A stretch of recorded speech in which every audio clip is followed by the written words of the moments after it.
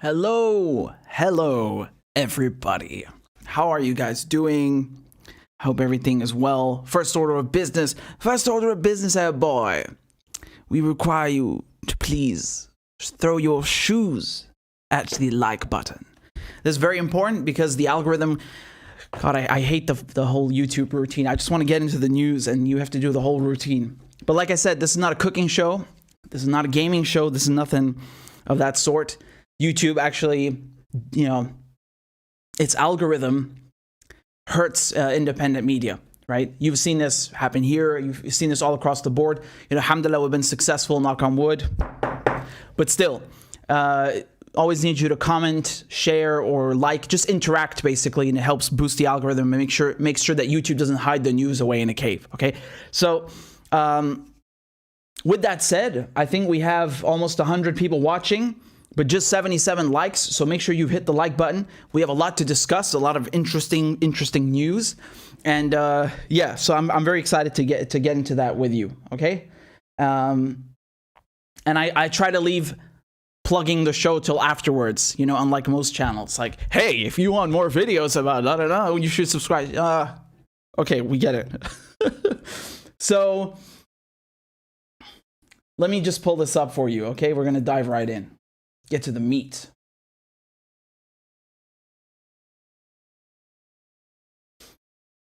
Okay. So I'm just making sure. You guys tell me if this is big enough you can read it, okay? So, 6 Palestinians escaped a maximum security Israeli prison. Okay, the prison is called Gilboa.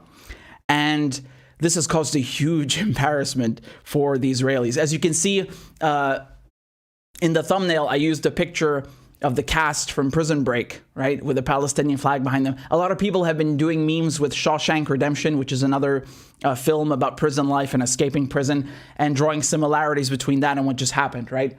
So let's take a look at this, because this really is an incredible story, right?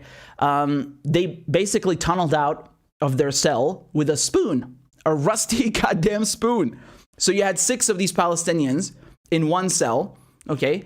I'm not going to show you their names or faces, just for the 0.0001% chance that it would hinder their escape in any way, okay? But I will tell you what they're in for and how long they're in for. So one of them is in there since 2003, life sentence. Another one is in there since 2002, life sentence. Another one is in there since 1996. That's almost as long as I've been alive, man. Life sentence. Another one is in there since 2019. Since 2019, he's awaiting trial. Remember? So he hasn't even been convicted of a crime yet. He's been in there 2 years just waiting for the trial. You know the Israelis, they can keep you in administrative detention, which I think... It varies, hold on, what was it, 3 months or 6 months, but they can keep renewing it indefinitely, right? So we used to talk about Al-Akhras, who was another political prisoner, a Palestinian man, how they were keeping him in jail, and he went on hunger strike. He's not convicted of a crime. He wasn't even charged with anything. He's just in administrative detention is what they call it, right? So, terrible stuff. Another one of these prisoners... also, in prison since 2019, awaiting trial. 2 years awaiting trial. Another one, incarcerated since 2006, life sentence. Now, it's reported that one of them was a commander in a group linked to Fatah, and the other 5 were members of Islamic Jihad in Palestine. Okay? And I want to show you... I posted about this within an hour of the escape happening, right? So, of the escape being reported, excuse me, because what happened is they escaped at around 4 a.m. GMT, okay? So I think that was about 1 a.m. in Palestine, right? So 4 a.m. GMT, they had escaped, and it took them several hours till they even found out that the prisoners were gone. And I posted about it here, and I want to show you this video of the tunnel, okay? So this is really just, this is incredible. Take a look at this, okay? This is the Israelis examining the tunnel afterwards.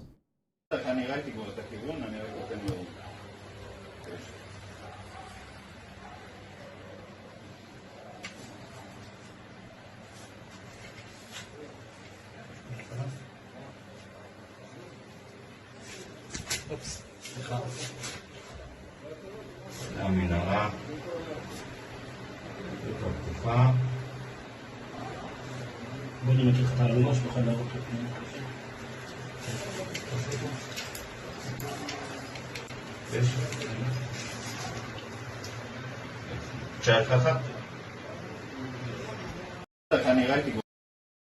Okay, so you see what happened? They tunneled out through the sink.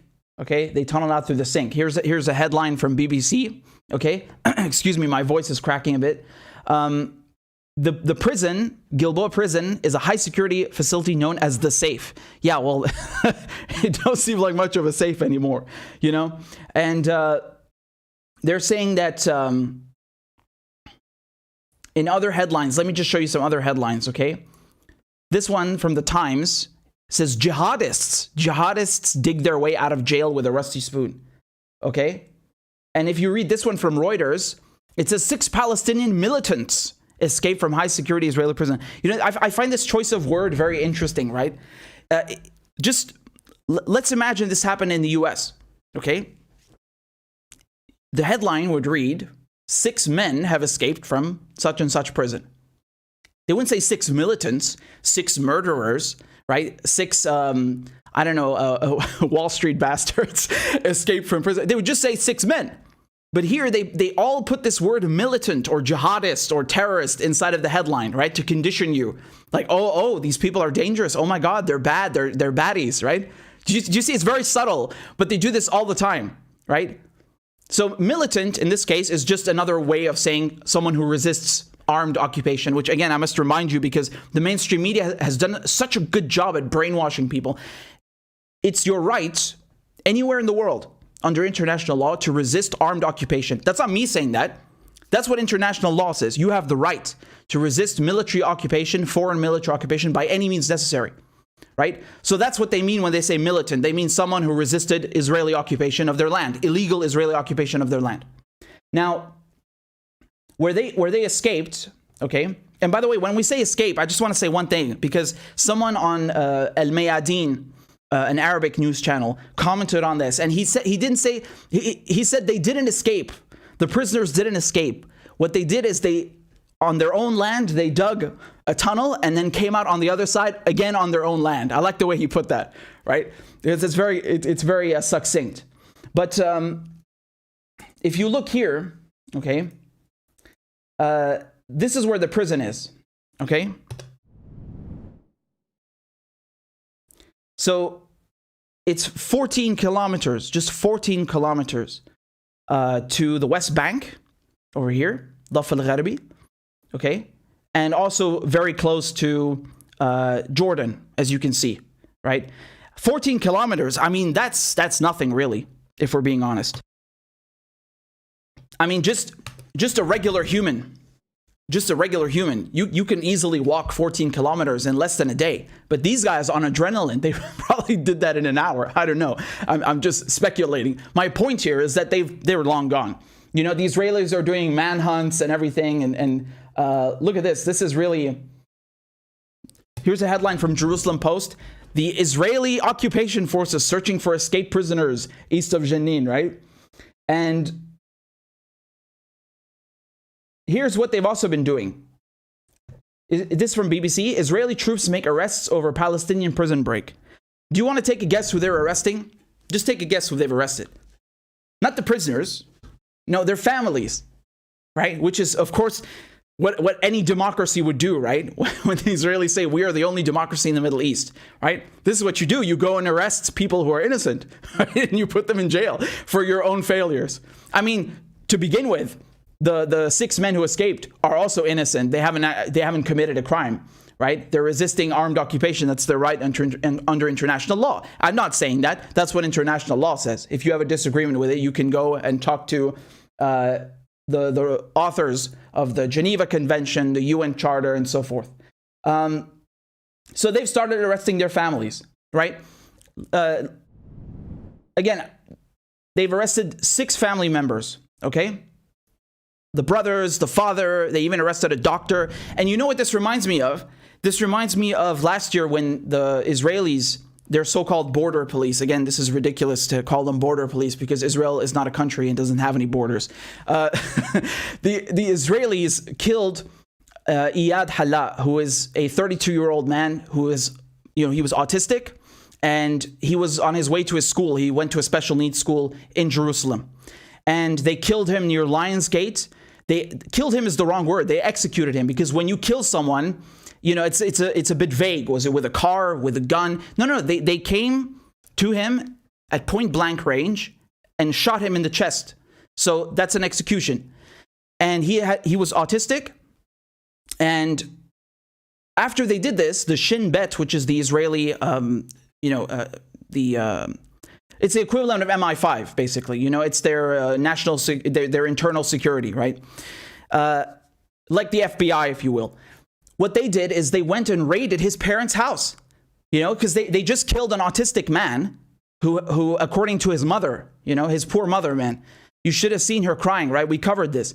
Really heartbreaking. His mother said that he has the mental age of a 7-year-old or something, right? So he doesn't know what a gun is. They're accusing him of having a gun. There was no gun. He had gloves. He was holding gloves, and he got scared and he ran. And so they just killed an autistic man. And because they're in the wrong, they have just no way they can get out of this. They raided his parents' house. Can you believe that? Trying to find something incriminating. He's autistic. This is the level to which they sink. And so here, once again, what do? They go and attack the family, right? It's this idea of collective punishment, which you always see. You always see in when they kill an autistic man, when they kill Iyad, here when the prisoners escape, always the Palestinians are wrong and they are right. Incredible, right? How this democracy, we are the only democracy in the Middle East, flies out the window all of a sudden. Yeah? So people have been celebrating because of this. Because,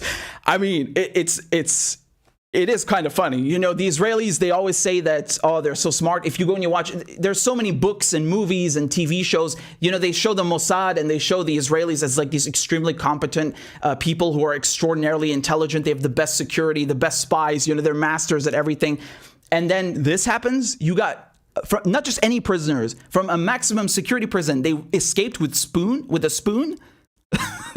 a spoon, they dug a goddamn tunnel under the sink. This is incredible. So people have been celebrating because of that, right? You had people handing out candy over here. Let me show you this picture. These are the families of the escaped prisoners handing out sweets in Gaza, for the success of escaping from the Gilboa prison. For those of you who don't know, this is a tradition. In Arabic culture, when something good happens, you pass an exam, or someone in your family gets a promotion, you give out gifts, right? You take people to lunch, you do things like that. So this is what they're doing, right? They're celebrating. But then the bastards go and arrest them, of course. I don't know if the same person in this picture, but still the same families, they go and harass them, right? And prisoners, you can see here, inmates riot across prisons in Israel as manhunt for escaped prisoners continues. So they've been at this 2 days. No, actually more than 2 days, excuse me. When was this? Monday? We're Friday now, so 5 days, right? They've been at this. And you can see here, Palestinians riot in West Bank, Jerusalem, in solidarity with Gilboa, with the prisoners. They've been holding vigils as well, right?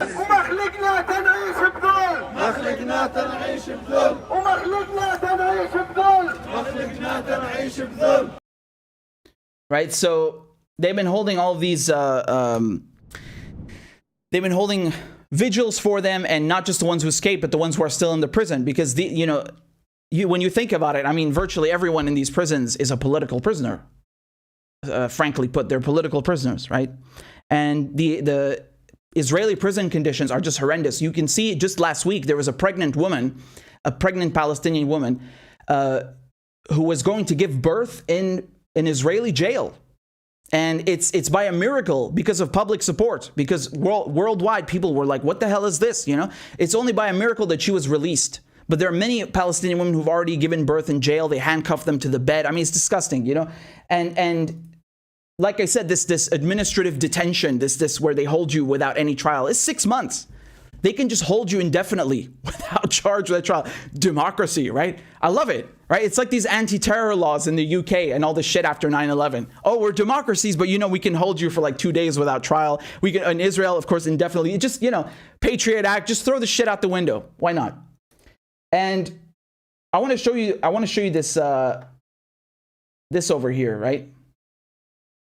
This made me laugh just very quickly. This said over here from the Jerusalem Post, while initial reports suggested the men had tunneled out Katy Perry, the commissioner of the Israel Prison Service. She's come a long way in her music career, hasn't she? I'm just kidding. It's not the same Katy Perry. It's not the same one. But you can see here they dug out with a rusty spoon, apparently, right? And what's incredible is that apparently, this is what Haaretz is saying, apparently,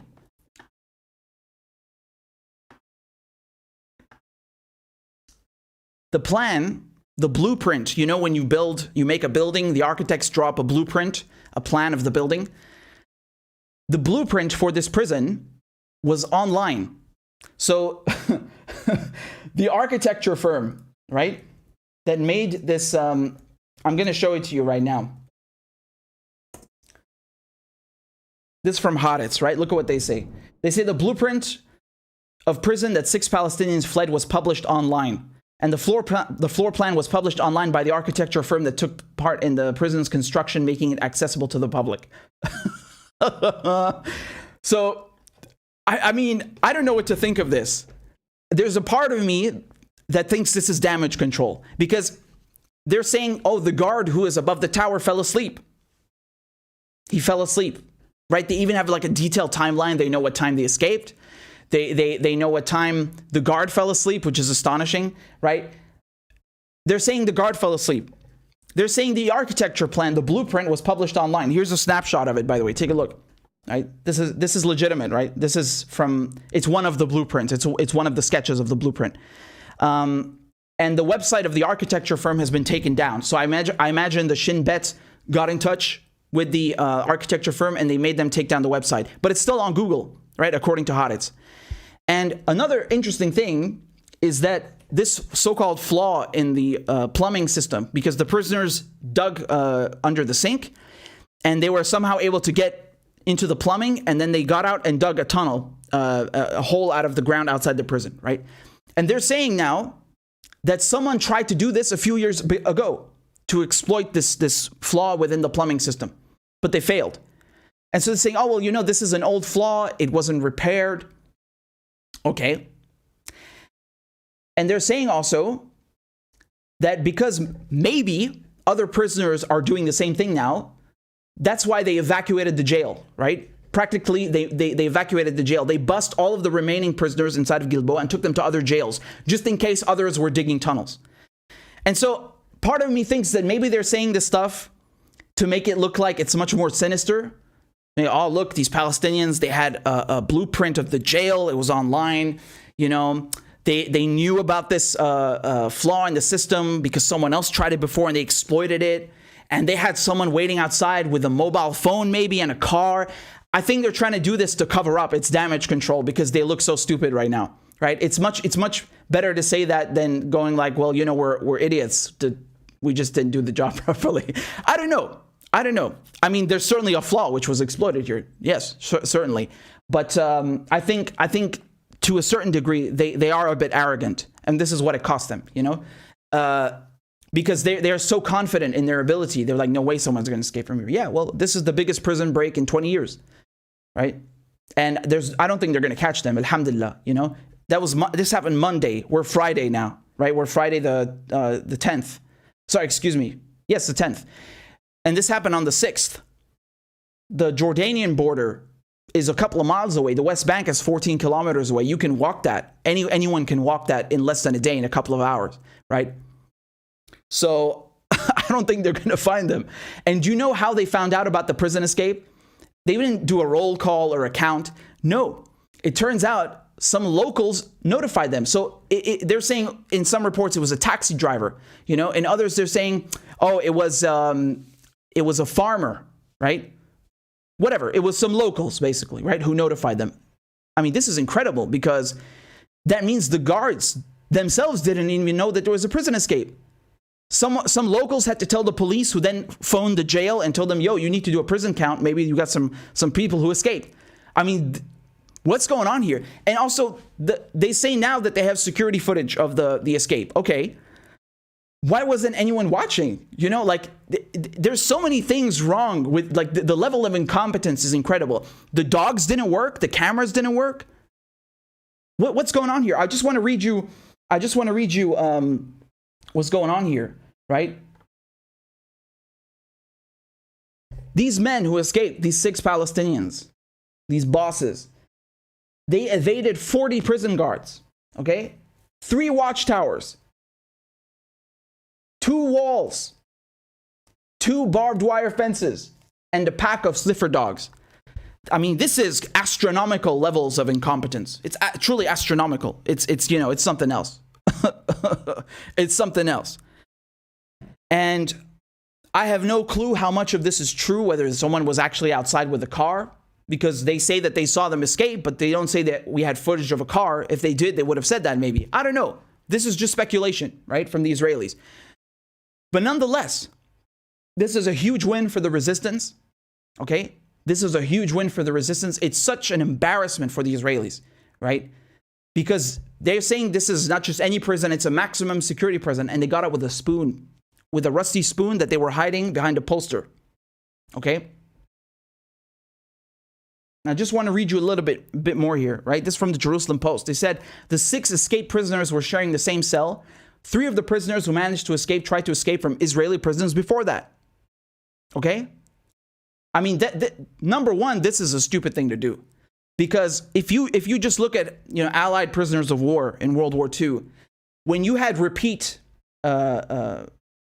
escapees, so prisoners who would try to escape all the time, you know what they did with those prisoners? They didn't go and put them back in other jails. They made a special prison just for the repeat escapees, right? Which actually backfired on them, because this was in Colditz Castle, right? Colditz Castle.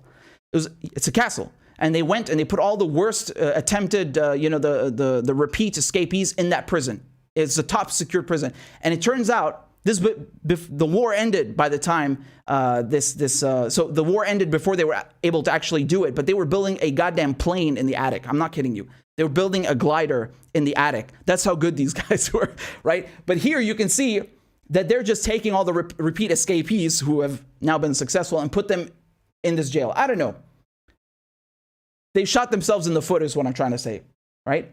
And so the Jerusalem Post is saying the prisoners spent several months working on their tunnel using a spoon, which they had kept hidden behind a poster in their cell. Again, with the posters, Shawshank Redemption, right? And they're saying also,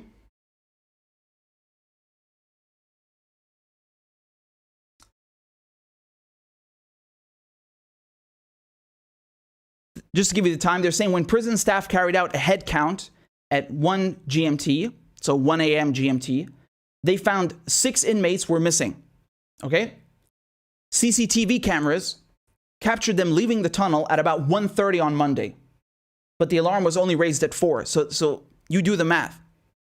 You do the math, right? That's 2.5 hours. No one knows what's happening. I mean, this is really gross incompetence. And it really blows their whole narrative out the water, because, you know, they try to portray themselves as extraordinarily competent. They're so good. You know, they have the best everything. Really?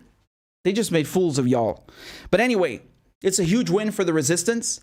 And, you know, Godspeed to them. The Israelis are turning everything upside down, as we say in Arabic. They're turning the whole place upside down because they want to find these prisoners who caused them a huge embarrassment. So they're arresting the families. You know, they put up checkpoints everywhere. They're trying to quell riots and everything. This is a huge embarrassment for them. And so the retribution will be large, right? This is what is the only downside of this. While it's great that they escaped, the only downside, you know, is that the Israelis will engage in collective punishment, which is what they always do. As I just told you, one example was Iyad Halla, right? Iyad al-Halla from last year. Heartbreaking. So, you know, in any case, I think it's great. Pray for them. And I hope they don't get caught. Again, these men have done nothing wrong except resist armed foreign occupation, which is what any human being would do if a foreign invading army came to their land. This is a human thing to do, right? So Godspeed to them, and I hope they will be safe. Allah ma'akum ya shabab. So thank you very much, guys. And I see right now we have. Don't worry, I'm not going anywhere. I was just saying. I was just saying. Thank you for all hitting the for all hitting the like button. We got 162 watching, but only 157. 5 of y'all have not liked the live stream, so make sure you have, please. I see we're on Rockfin. I'm live streaming on Rockfin right now. Guess how many followers we have there? This is incredible. We have 14,000. 14,000. We smashed that goal thanks to you guys. So if you don't know what Rockfin is, it's just like YouTube, but there's no censorship bullshit. There's no algorithm messing with you. And all of your favorite lefty independent channels, they're on Rockfin. You name them, they're there, right? I can just off the top of my head, I think of, Convo Couch, Nico House, Jimmy Dore, Ron Placone, Graham Elwood, Whitney Webb, Vanessa Beeley. Everyone is there. Lee Camp, everyone is there. You name it, everyone is there. Grayzone, Max Blumenthal, everyone is there. So you need to go make an account. It's free, it doesn't cost you a cent. And it's a good way to have a backup. rokfin.com/RichardMedhurst. And you can subscribe for free. You just need to make an account. That's it. You just need to make an account with your email. You can use a throwaway if you want and just make an account. You can watch the videos and the live stream. Everything is there. And if you want, you can donate $10 a month and you get everyone's premium. So it's a bit like Netflix. But you don't have to do that with me because I don't put anything behind a paywall. So don't worry about that, right? And most of the content's free anyway. I don't know what other channels do with their premium stuff, but I'm just letting you know it's good. There's no censorship, and it's a good contingency plan given what YouTube does, you know. So I want to revisit this story over here. This is this is from last year, okay? So just give me a second to pull this up. Okay. So last year, there's a young man named Ahmaud Arbery who was killed, right? And I covered this here. And there's been a development in his case, okay? And I want to play you this video just so you can get an idea of what just happened, okay? Take a look. After the former district Arbery, his family speaking out after the former district attorney is charged, accused of interfering in the investigation into the Georgia man shooting. ABC's Alex Perche spoke with Arbery's mother. This morning, a Georgia prosecutor who was handling the murder case of Ahmaud Arbery now facing criminal charges of her own. Former Brunswick District Attorney Jackie Johnson indicted this week by a grand jury for alleged obstruction and hindering law enforcement and for allegedly violating the oath of public office. This 2-count indictment of a former sitting district attorney is a shocking turn of events. Prosecutors say Johnson showed favor and affection to one of the men now charged for Arbery's murder, Greg McMichael. He once worked as an investigator in her office. They also say Johnson directed police not to arrest McMichael's son Travis after the fatal shooting. February of last year, Ahmaud Arbery, a 25-year-old black man, was jogging when he was chased and confronted by 3 white men, the McMichaels and their neighbor William Roddy Bryant. The men accused Arbery of break-ins in their neighborhood, the deadly encounter ending with Travis McMichael allegedly shooting Arbery with a shotgun as Bryant filmed. For more than 2 months, there were no arrests, until that cell phone video leaked and the Georgia Bureau of Investigation took over the case. Johnson's lawyers told ABC News they won't comment on ongoing litigation. They said that Ms. Johnson failed to treat Ahmaud and his family fairly and with dignity. What do you think dignity would have been? To protect Ahmaud as a human being first. Prosecutors say Johnson called neighboring District Attorney George Barnhill to advise police after the incident, something Johnson allegedly never disclosed before Barnhill took over the investigation. We're hoping that the evidence will be sufficient to indict George Barnhill. Barnhill has not been charged, and it remains to be seen if further indictments will follow. For Ahmaud Arbery's mother, this indictment is vindicating, but the progress doesn't erase the pain. Because I am Ahmaud. I am Ahmaud Arbery.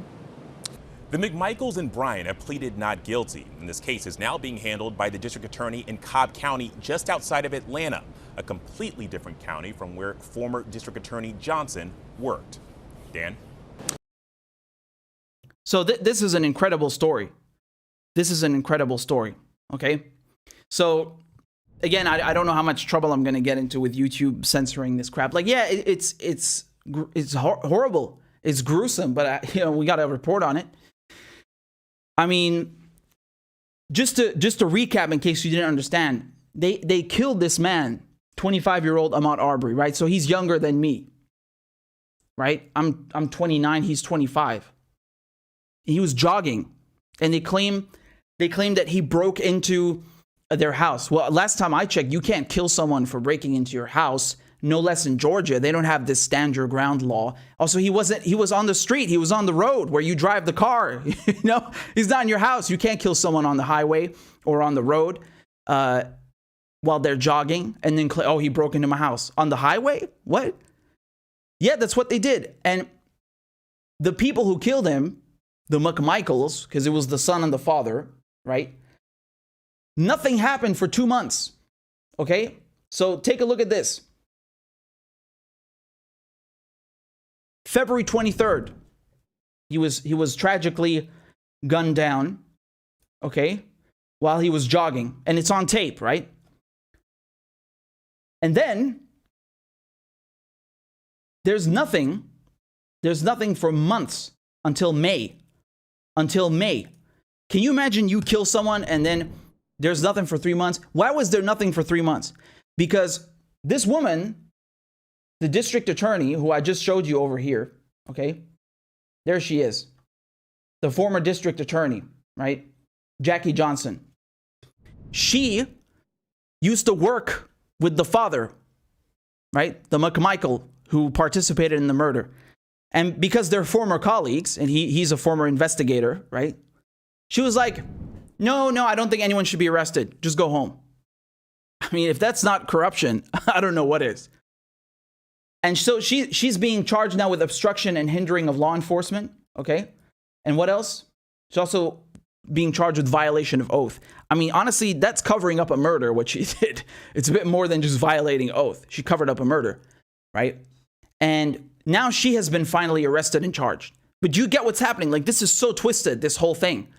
Like, if that tape had not come out, they would have just covered up the whole murder. They killed this fucking man. They killed him. And I was just thinking before, I was like, dude, how many? Do you remember how many people we covered last year? Ahmaud Arbery, Rashard Brooks, George Floyd, Breonna Taylor, Jacob Blake. Like, I'm forgetting the names. I was thinking it's just like with Palestinians. There are so many Palestinians who are killed and brutalized by the Israelis. You can't keep up. Doesn't that say something about the level of brutality? It says, come on, man, you have to look at this and take a step back and be like, there's something wrong here, you know? Like, you saw me, I can't even remember the names. It's just 5. It's just 5, never mind all the others, right? In 1 year. I mean, this is obscene, right? It shouldn't even be one person. You have the state murdering someone, an extrajudicial killing. How can you come here and say that this is lawful, you know? How can you say that this is correct? This is corruption. It's a murder cover-up. That's what it is. Literally, they murdered this man. He was unarmed. He was jogging. He was not in anyone's house. They killed him, and they tried to cover it up. Clear conflict of interest. Former colleague, the district attorney, and investigator. Come on. No. This is one thing that we know about. Can you imagine all the other people who get killed? Their life taken away. Their life. And we don't know about this because they were able to cover. This is unbelievable, man. This is really unbelievable. State-sanctioned, extrajudicial killings just like that. The street justice. What is that? What is that? I mean, we talked about this before, but just hypothetically speaking, let's say he robbed you and took every cent. You still can't kill the man. Like that's not, what is that? You can't just kill someone like that, especially they're not even in your house, as the tape clearly shows. And not just that, it's not just that, there was a cover up. She tried to, the district attorney, right? So, I mean, I obviously I don't think that's going to make up for any of it for his family, but it's, you know, it's kind of, it sends a shiver down your spine. I'm like, okay, well, what else has happened? Not just in this county particularly, but other ones, right? You know? So anyway, I get into a lot of heat for covering these usually. When I covered Jacob Blake, for example, when I cover these usually, like there's so many of them, right? Like this is what's sick. Do you understand what I'm talking about? When I covered Jacob Blake, how they had him hooked, handcuffed to the hospital bed, YouTube didn't like age restrict the video. They fucking took it down. Can you imagine? They're like, no one can watch this. And then I appealed it and they age restricted it. And it's still age restricted to this day. Do you know, last week I was on Russia Today and I was talking about what happened at Kabul airport. That video is age restricted. There's literally nothing in the video that is by any means graphic. Nothing. I'm just talking about what happened. How can you report on the news? How can I talk about the news? And I mean, it's just unbelievable. It's really unbelievable. But of course, if ABC, this video that I just showed you was ABC, or NBC, or BBC, or any mainstream channel covers the exact same story, and they say everything politely with the exact same register and language, nothing's going to happen to them. Nothing is age restricted. On the contrary, YouTube will promote their channels, right? Sorry, I know I'm going off a bit on a rant, but you know, people shouldn't have to like tone down what we're talking about and hinder us from reporting the news, because this is really messed up, man. I mean, they just extinguished this man's life, and it's really messed up. He's not the only one, you know. And as far as I can tell,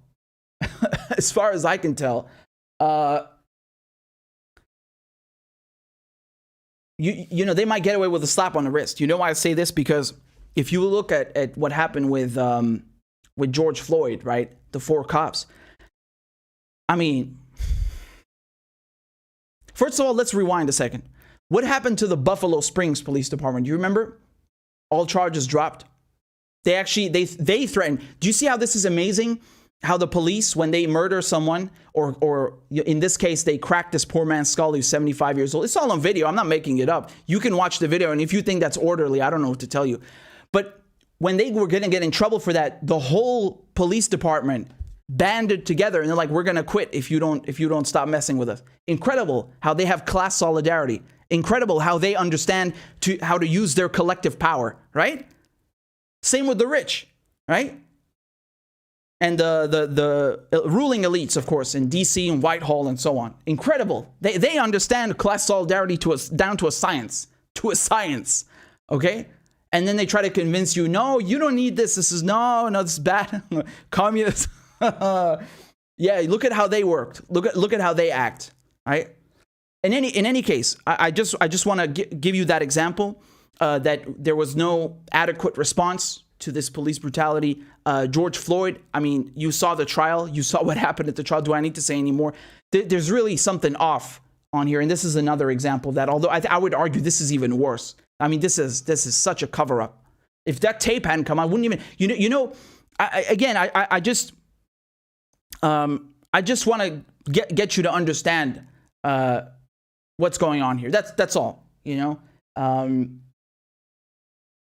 It's heartbreaking. So in any case, and you know, Jacob Blake, for example, he's paralyzed for the rest of his life. He's paralyzed. Can you imagine that?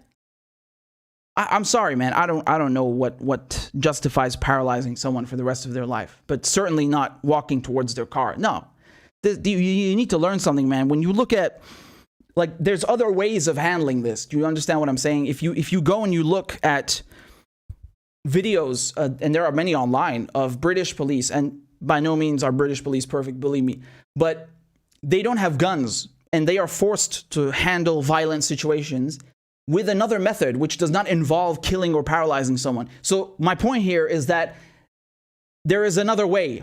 You don't have to reach for the gun. You don't have to. That's not a certainty, because I can provide you yourself can go and look, and there's evidence of other alternative methods. And if you think that the police, you know, because you have people come and say, well, the police shouldn't have to waste the manpower of 40 cops just to subdue one person. Well, what you're saying then is we should basically just kill delinquents. Like anyone who starts a fight or who poses any minimal danger should be killed by the state. What the fuck are you saying? Like, listen to yourself, you know?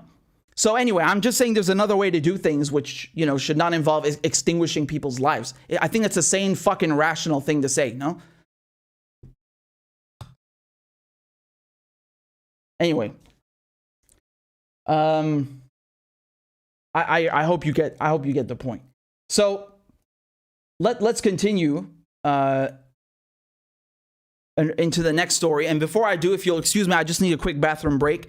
While I prepare the next segment, this is a very important one. I think it's the top story of this week, although honestly, they all are. They all are. There's no way we could differentiate. But while I'm there, please donate. If you have any questions, I will answer them in due course.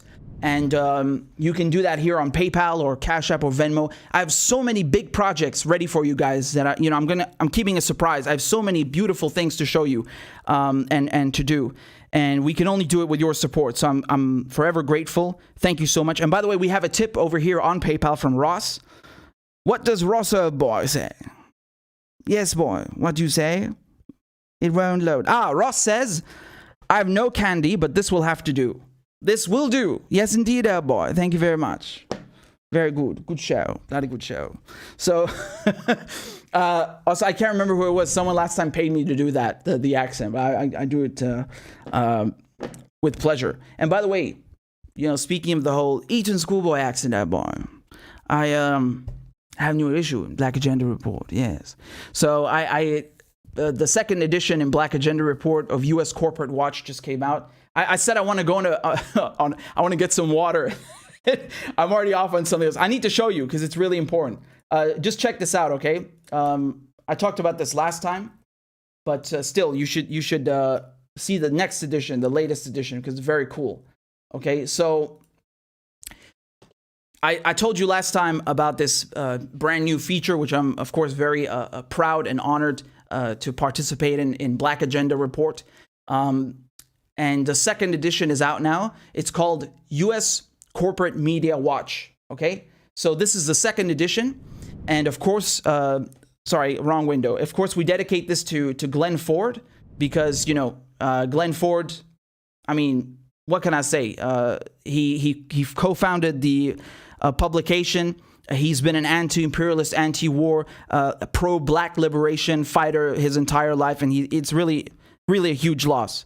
And he passed away recently, which is very heartbreaking. I had the pleasure, the honor to speak with him a little bit, but others knew him better than me, and I already was very, humbled by his presence. So we dedicate this to him, and we talked a little bit about the war in Afghanistan. You know how the media is trying to prolong the war. We talked about how these schools, like the one I just mentioned, Eton, which is in England, Oxford, Cambridge, Ivy League, They really help promote imperialism. And of course, that's not to say that everyone who goes there is an imperialist. No, that's not what we're saying. But there's something to be said about who goes there, right? Oftentimes, the people who go to these schools come from powerful families to begin with. When we look at, for example, Yale, who's gone to Yale? George Bush, his father, George Bush Sr., Dick Cheney, right? John Kerry, or am I mistaken? It's a very long list, huh? Paul Wolfowitz, all these neocons, just to mention neocons went there. You go look at the Democratic Party, half these people went to Ivy League. Even Trump, every single president since 1990 has been to an Ivy League institution, including Trump. Yeah, I know. It's hard to believe. But even Trump. And what does that tell you? When every president since 1990 has gone to these institutions, there's a connection here. You can't deny it. I think at least 10% of people in Congress went to Ivy League institutions. And as I mentioned, the presidential thing speaks for itself. If you look at the UK, David Cameron, former prime minister, Boris Johnson, current prime minister, they both went to Eton. And Eton is a boys' school in England, and it's one of the top feeders to Oxford and Cambridge. By feeder, we're talking about schools that feed students into Oxford and Cambridge. It's one of the top three, right? So many of the people who come out of Eton College go to Oxford and Cambridge. So there's a connection here, right? And there's I think 20. I wrote it in the article. It's really astonishing. It's Yes, 20 prime ministers who have graduated from Oxford and Cambridge. So obviously, you know, these institutions provide a very valuable education if we're talking about sciences, especially, right? Literature and literary domains and all this. But, you know, there's a connection to be had. And this is just one of the things we talked about. I know I'm going off on a tangent. You should definitely go read it. I'm very honored again to have this opportunity in Black Agenda Report. So, yeah. And of course, check out all the other brilliant work they do. Danny Haifong, you know, he's also doing great work, support his journalism. And, you know, Margaret Kimberly, I had her on my latest episode from Press TV. So that the full interview will be up here. But in the meantime, go watch it. It's on Afghanistan. You know, just they're the best, really. You know, Black Agenda Report is one of those things where it just cuts through all the noise. You know, it's just straight to the point about racial injustice, economic injustice, about imperialism, straight to the point. There's no, you know, zigzagging or mincing words. And that's what I've always loved about it, why everyone loves this publication. It's really legendary. So I just wanted to say that briefly. Excuse me again. Yes, also I was correct. John Kerry did go to Yale. And the reason I remembered that, or I was pretty certain about it, was because when he was, hold on, how old was I in 2004? 12, I guess, 11 or 12. And I was watching the presidential debates between Bush and Kerry. Yeah, I've always liked politics, man. And also, it's funny because I remember during the Iraq War, I think this was, I can't remember if it was just before they captured Saddam or just afterwards. But, you know, we had to do something in English class. And I mean, I was the best in the class anyway, so I wasn't really interested in the work. But I was wasting the valuable project time reading news about the Iraq War instead. And I got into shit for that. I got into trouble. But fuck that teacher. And I was right. So, you know, I've always been into it, man. But my point here is that I remember at the time hearing about this, I think from my parents, that, you know, like, this is all bullshit. Like, these two went to school together, right? It really does speak into that. Like, these people pretend to hate each other like Democrats and Republicans. They're friends behind the scenes. They go to brunch together. They went to school together. And Bush and Kerry went to the same goddamn school. Like, you know? And then they get on the stage and they pretend to duel and to fight and to, you know, smack up each other. It's like Barack Obama and Hillary Clinton. You know, in the presidential debates in 2008, he smacked her up pretty good, right? Because he took her record about the Iraq War, how she supported Iraq, and he kept hitting her over the head with it. Because, you know, well, I mean, there are a lot of people who still think Iraq War was justified. Very unfortunately, there are people who exist like that. But already by 2008, it was becoming very clear to those who perhaps didn't see before that Iraq was a huge failure and it was a monstrosity and it was a war crime. And so, you know, Hillary would say, oh, well, I have a huge record, which is, you know, true. You know, she was not just first lady, she was also a senator for New York. So, yeah, she does have a record in politics, but what is that record? And then Barack Obama would be like, yeah, you voted for the Iraq War, you supported the Iraq War. And so he did that, and, you know, it cost her politically. But what happened afterwards? Was she not Secretary of State under Barack Obama's administration? You know, these people, they get on stage, they slap each other up, and then, you know, one of them gets the nomination, and then everyone comes into the administration, and it's like, yeah. You know, that's what it is. Look at what happened in this primary alone, right? Kamala Harris shat on Joe Biden, right? She called him a fucking racist, which he is. It's probably the only honest thing she's ever said, right? She said, you opposed busing, and I was that little girl. And now she's the fucking vice president. I mean, would you have believed it if I told you that? Do you see? My point here is how these people are always on the same team. It's all a fucking act. Between Democrats, Republicans, it's all a fucking act. Really remember this. Understand this. Understand this. And that's how they keep people locked into the system and make them think that they have choice and they have, you know, yeah, you got choice between diarrhea and diarrhea light. And it's not even light. It's just the same thing with a different wrapping. But you get the point. Am I telling you the truth or am I not telling you the truth? Come on. So anyway, yeah, these people they're all school buddies. That's what it's about. Anyway, I'm going to take a quick bathroom break before we get to the next topic. And if you guys have any questions, shoot and I will answer them. And I will be right back.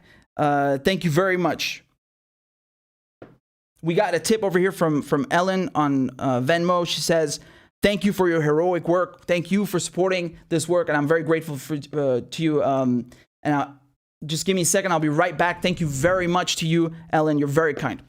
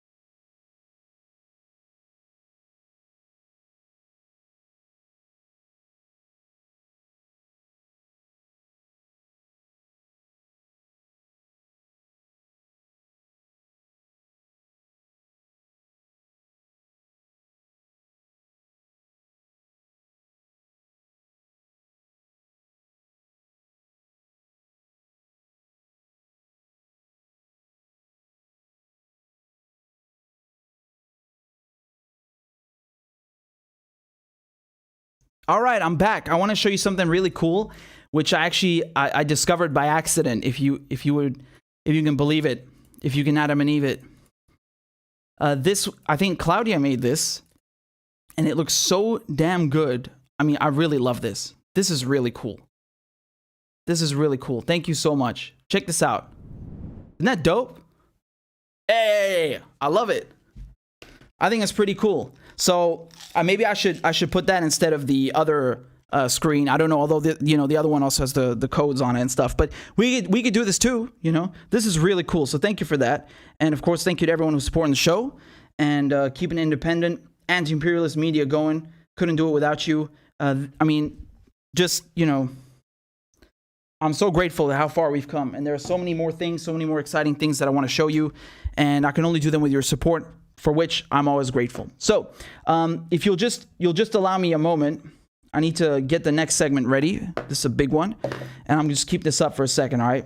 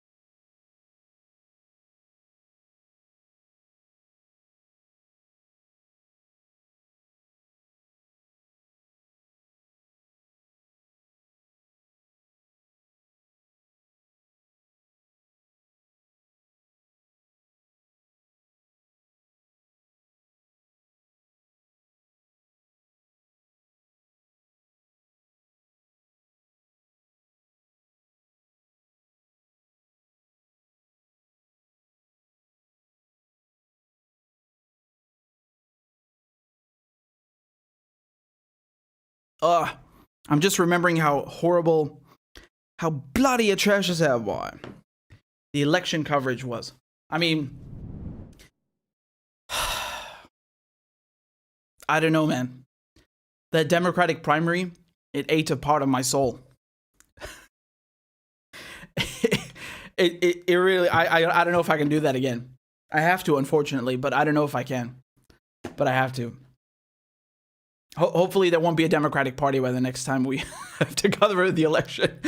Oh, we have a tip over here. This is from Rob. Rob says, perhaps another nice coffee for Claudia. Richard, also thank you for having John Shipton on very much. Love to all, peace. Thank you very much, Rob. I'm very grateful. Of course, another coffee for Claudia and whatever rum she'd like inside of it. No, but seriously, I'm very glad and thank you for your kind words. I'm glad you liked the interview with John. John Shipton is of course Julian Assange's father. Had a great talk. Really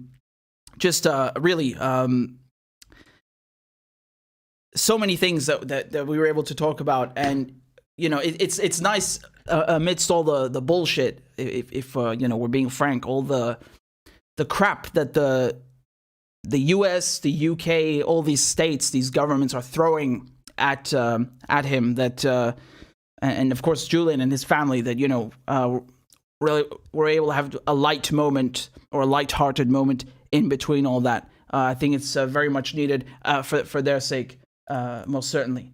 And we of course talked about very serious things, and you know, next month will be the next step of the this entire kangaroo court, and of course I will be there, and I will cover it, and this is where you will get all the latest, and hopefully, inshallah, won't be the last time I had John on. Also, that was lovely when he spoke Arabic at the end, right? That's really great. He's really lovely. He's been to my country before, Syria. I didn't know that, so it's really nice to hear, right? In any case, thank you, Rob, for your kind comment and your contribution. I really appreciate it. And just checking on Rockfin as well, if you'll give me a moment. So I don't know if the stream is still online. I bloody hope it is. But let me see.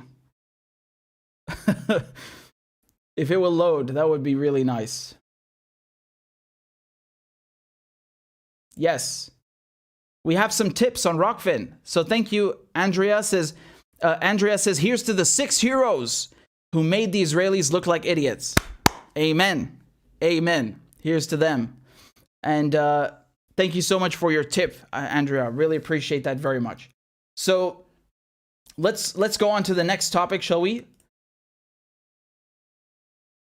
And thank you to all who support the show. I really appreciate it very much. So,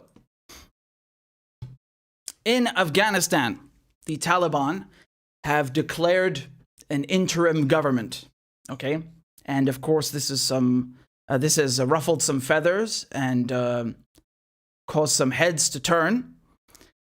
And we'll dive right in. So, I was a few days ago. I was on RT. Just as it happened, immediately after to comment, but I will go through it now with you in detail. So let's take a look, right? So just, you can see this headline from the BBC. Hardliners get key posts in new Taliban government. Don't you love that word, hardliner? I mean, if I'm someone, you know, who's reading these headlines about Iran and Afghanistan, you know, if you're someone who's reading the news being reported in Western media, and you keep seeing this word hardliner, I mean, what does that even mean? Most people have no clue about Iran and Afghanistan, not through any of their own fault, because the media keeps them ignorant on purpose. And one of these terms you always see thrown out there is like, a hardliner. What's a hardliner? Is that like a breakfast club? Like what is it? Is it a football team? Who are these hardliners who keep getting into power? Like, you know, the hardliners won the election in Iran. The hardliners are in power now in Afghanistan. Who are these hardliners, right? Apparently, as I had Professor Marandi, Sayyid Muhammad Marandi, so eloquently explained it. It's basically people who won't, you know, bend the knee to Western interests. So they're hardliners. They're hardliners towards the West, right? Not Angola, right? Not Namibia, not Mongolia, not Belgium. No, to the United States. That's why they're hardliners. So, in any case, let's go through it, shall we? Now, there's been a nice old graph over here, which I can read to you, okay? This one is from Al Jazeera, although I think BBC had their own one down here, right? So yeah, just to give you the key leaders. So here we have Akhundzada, who is, as you can see, the former Taliban chief justice and has been the leader since 2016, right? So Omar Mullah, he passed away, so he's not in charge. But Akhundzada has been his replacement, excuse me. And here we have a familiar face. If you see these names, they should ring a bell to some of you maybe who've been following the Guantanamo files and the Guantanamo Bay thing. Because some of these men were in Guantanamo Bay. Can you believe that? If you look at this headline from Yahoo, they say the Taliban 5 go from Guantanamo Bay to new Afghan government. Yeah, it's true. It's true. 4 of the so-called Taliban 5 have been named to key roles in the Taliban's new, quote-unquote, caretaker government in Afghanistan following the terrorist group's takeover of the country after the militant leaders were released from detention at Gitmo in a prisoner exchange for a U.S. Army deserter, Bergdahl, right?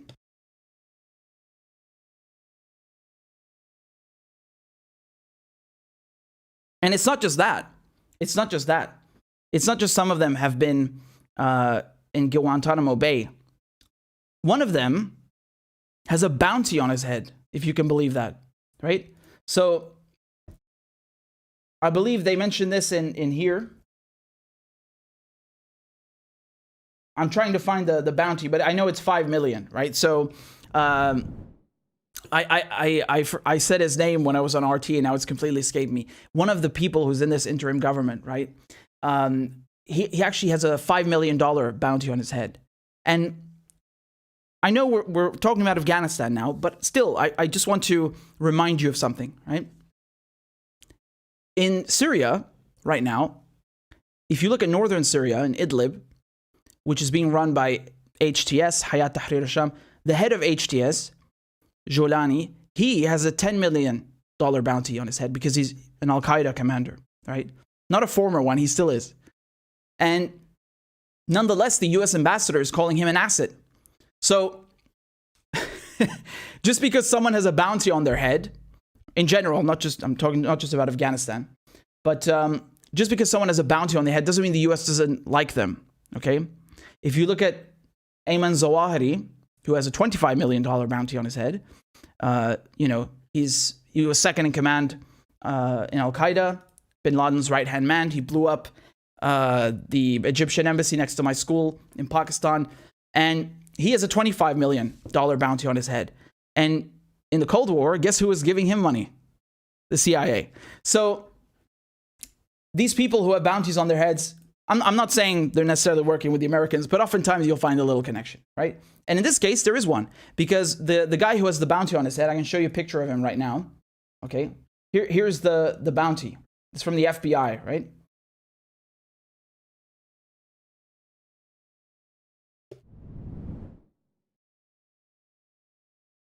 Sirajuddin Haqqani, okay?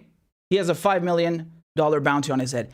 And you want to know what the Haqqani... Okay, so I need to break this down for you. There's something called the Haqqani network, right? And the Americans under Ronald Reagan were giving them a lot of money during the Cold War. Just like with bin Laden, just like with Zawahiri, the Haqqani network was the main one. The main one working with the CIA, or, the preferred one. And they got tons of money.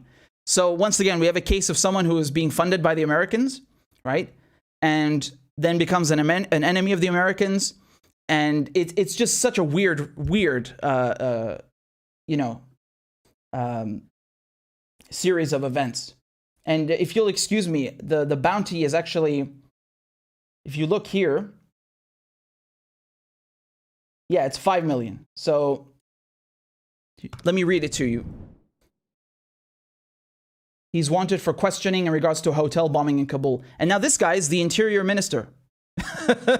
So he's the interior minister, if you can believe that, right? So this is really interesting, honestly. Yeah. And there you go. Sirajuddin Haqqani, acting Minister of Interior. So a lot of these people were in Guantanamo Bay.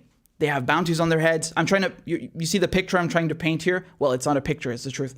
And they were, you know, the Taliban, the United States was trying to depose them for 20 years, right? The Taliban got into power in 96. They were in power until 2001. There were 3 countries who recognized them. I think it was Pakistan, Saudi Arabia, and the Emirates, if I'm not mistaken. And the US comes in 2001, and they say, you've been harboring bin Laden. You've been harboring Al-Qaeda terrorists. Hand him over. And they're like, okay, well, you need to prove that he actually did 9/11, and we'll hand him over to a third party. Like, nope, hand him over. Okay, but you need to stop bombing us and prove that he did 9/11, and we'll hand him over to a third country. Nope. And multiple times, the US rejected the offer. And so they've been trying to get rid of the Taliban for 20 years. And here's the Taliban back in power. So what was this whole war about? What was this whole war about? Now, I know, again, like I said on TV, I know a lot of people like to measure this and, oh, we wasted time and we wasted money. Yes, but this is not the true cost of the war. You know, you can print new dollar bills. You can go waste time doing something else. Obviously, time is not a commodity you can get back, but the lives of people have been wasted here. This is my point, right? The Afghans who have been killed are worth more than your tax dollars going to Raytheon, even though that is obviously not a good thing. Do you understand what I'm saying? So they like to talk about, oh, we wasted so much money. No, you wasted Afghan lives. We, meaning the British, the Americans, the Australians, wasted Afghan lives. This is a civilian cost, and you must look at it that way. So not only is there more terrorism, right? Today, all over the world, you have more Al-Qaeda. You know, there was no Al-Qaeda in Syria before. There's no Al-Qaeda in Iraq. There's no Al-Qaeda in Yemen. And now there is. Who put them there? Who allowed this to happen? There was no ISIS. There was no Daesh in Afghanistan. ISIS didn't exist. Now it does. So this war on terror is a failure. And they couldn't even get rid of the Taliban, which they claimed would be an easy walk in the park, right? So the thing that is really bothersome here is that you have a lot of pundits, a lot of people who say, oh, look, Biden just let the Taliban get into power again. No. This is not the problem here. This is not the problem that the Taliban embarrassed you. The problem is you killed a lot of Afghan civilians. Do you understand? This should be the #1 fucking concern. Even if the Taliban did not exist anymore, you cannot go around invading other countries and murdering civilians. Why is this such a controversial thing? Why are people so fucking thick they can't get this through their skulls? You can't invade countries and kill people. Do you understand this? It's a really simple concept. So they're more angry about the Taliban being back in power than they are about the people they killed. This is the reality. And this is what you've been seeing for the last weeks. Now, when it comes to who is in this government, it's mostly Pashtun, okay? So as you know, Afghanistan is a patchwork of many ethnicities, right? You have Uzbek, Turkmen, I could go on and on, dozens. And the fear, not from just the West, but from Russia, from China, from Iran, everyone, right? I bring these up because they're Afghanistan's neighbors. They had a fear that this government would be mostly Pashtun. And what they hope to see, because they want stability in the country, because it's their neighbor, they would have hoped to see an inclusive government, right? So not majority Pashtun, but of all creeds and backgrounds, right? And that's not what happened. And again, you might come and say, well, this is just an interim government. It's not the actual government. Yeah, okay. But the Taliban have taken back the entire country. And by the time they kicked the Americans out on August 30th, 31st, you still had Panjshir province, right? Panjshir province. So let me show this to you over here. Very near the border with Pakistan. Now they're still arguing, the resistance fighters who are fighting the Taliban, Afghan resistance, not, they're still arguing that it hasn't been taken over by the Taliban. And again, it's complicated because when we talk about Afghanistan, especially this place, especially this region on the border with Pakistan and near to it, I mean, when you take a place, what does that even mean? It's not like you just walk into a city square and there's, you've taken an entire province. The geography is so complex. It could very well be that the Taliban has half and the others who are fighting them have the other half. You have some main arteries going into these caves and into the mountainous region and the terrain. But it's looking, I mean, honestly, if we're being honest here, the Taliban is taking back the country, right? Let's not make any mistakes.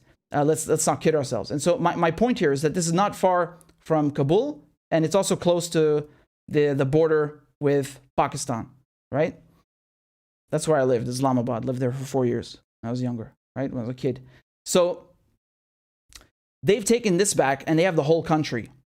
And now, I know I went on a tangent. I'm just coming back now. They've taken the whole country, so why should they capitulate? Why should they concede to any demands? This is the fear that many had, right? Now, the problem with not having an inclusive government, again, I'm not trying to fearmonger. I'm just telling you what other people speculate, what the general international consensus is on this, is that, this could cause a civil war. God forbid. I hope there's no civil war, of course. But, there's a problem here because, of course, you would like optimally everyone to be included and represented, logically, right? And now, because the Taliban, they kicked out the Americans, they've taken back all of Afghanistan. Why should they listen to anyone? Perhaps that's their attitude. At the same time, I would argue one more point. But before I go into here, I just want to show you quickly how this is from Newsweek. They said what China, Iran, Pakistan, and other Afghanistan neighbors have to say about the new Taliban government, right? And they had a virtual meeting. And the Chinese foreign minister said that Afghanistan today stands at a crossroads in history, right? And they said, however, Afghanistan is still facing severe challenges, okay, such as humanitarian issues. This is true, and this is one of the things that the international agencies and NGOs were trying to, push the Afghans on, especially the Taliban. We'll give you humanitarian aid if you have an inclusive, diverse government, right? And they're saying that reacting to the Taliban's announcement Tuesday of a new interim government made up of senior group officials, Wang, the Chinese foreign minister, said the interim nature of the Afghanistan administration shows that there are still many uncertainties in Afghanistan's future, right? In the meantime, he called on the Taliban to unite all ethnic groups and factions, build a broad and inclusive political structure, pursue a moderate and prudent domestic and foreign policy, draw a clear line with terrorist forces, and establish and develop friendly relations with countries, especially neighboring countries. And of course, you can see Iran, this is from yesterday, the 9th of September. Iran insists on inclusive government in Afghanistan. Again, like I said, this is not something that is just, the West who's been ordering the Taliban, oh, you better have an inclusive. No. This is everyone across the board, right, who are saying to Afghanistan, to the Taliban specifically, okay, you got your way now, but you have to prevent a civil war. You have to make sure that everyone is included, right? And that's unfortunately not what you're seeing in this interim government at all. I mean, everyone who is here, these are mostly not just Pashtun, but they're Taliban. And, they are, they're, one for one, the same leadership. So at the same time, however, what I would argue, and if the Taliban are smart, this is what they will do. And I think they've been trying to do this anyway, because you can see from the number of interviews and stuff. They're trying to appeal to an international audience. They're trying to rebrand themselves as moderate, right? Saying, oh, look, we're not the same Taliban from 20 years ago.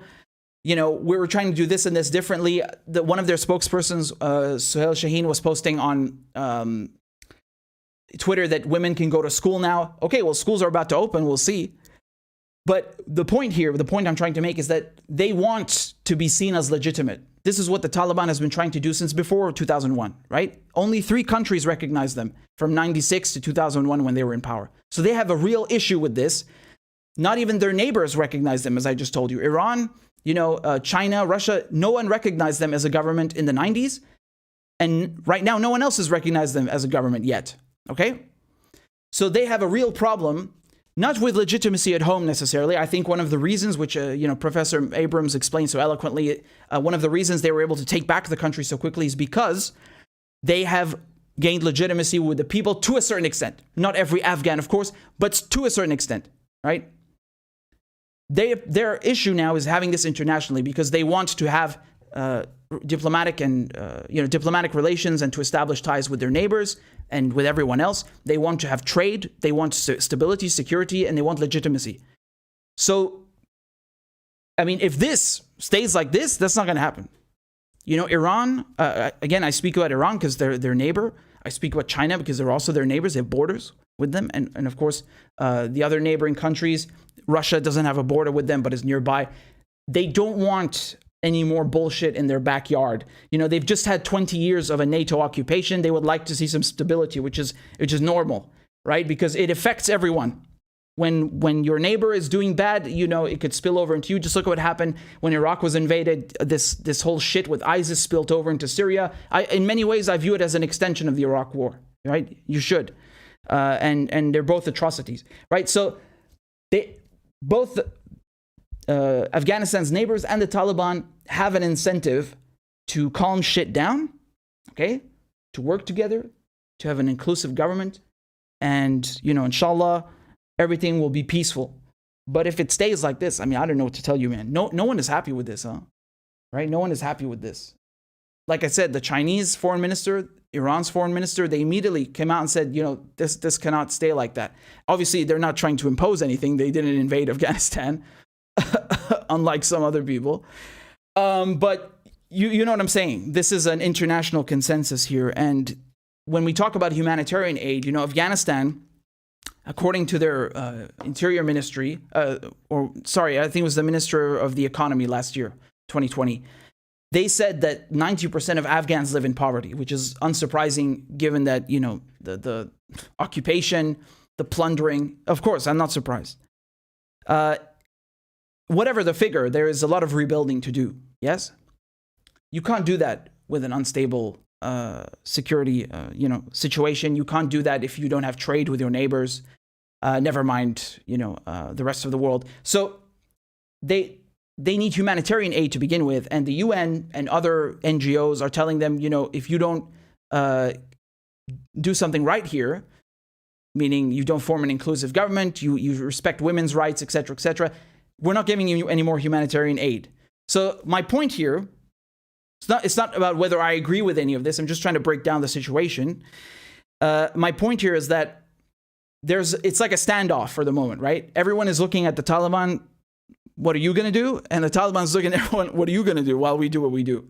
Okay. So it's a very delicate situation right now. And I mean, I for one, the only thing that I will say, I just, you know, I covered a lot of stuff with Afghanistan. I've read a lot of shit, stuff that is too gruesome to even say on YouTube because they censor. But also, my point is that it's really heartbreaking. You know, this has been a long war, a bloody war, and it's very heartbreaking. And I only wish the people of Afghanistan peace. That's it. Peace and prosperity and happiness. That's it. And they deserve some, you know, not just some, all of the good things in the world, because it's too much. You know, you just 20 years of war now, 20 years of occupation, people dying on both sides. But of course, the biggest victims here are the Afghans. Their country's been destroyed. Look at the mineral wealth that they sit on. I mean, Afghanistan should be one of the richest countries in the world. Really, really. They're literally sitting on a gold mine, literally. You know, so I hope they will be able to pull themselves out of poverty and everyone is included and represented. This is really important, you know, and it's important for their neighbors as well. And just before, you know, I just want to show you over here.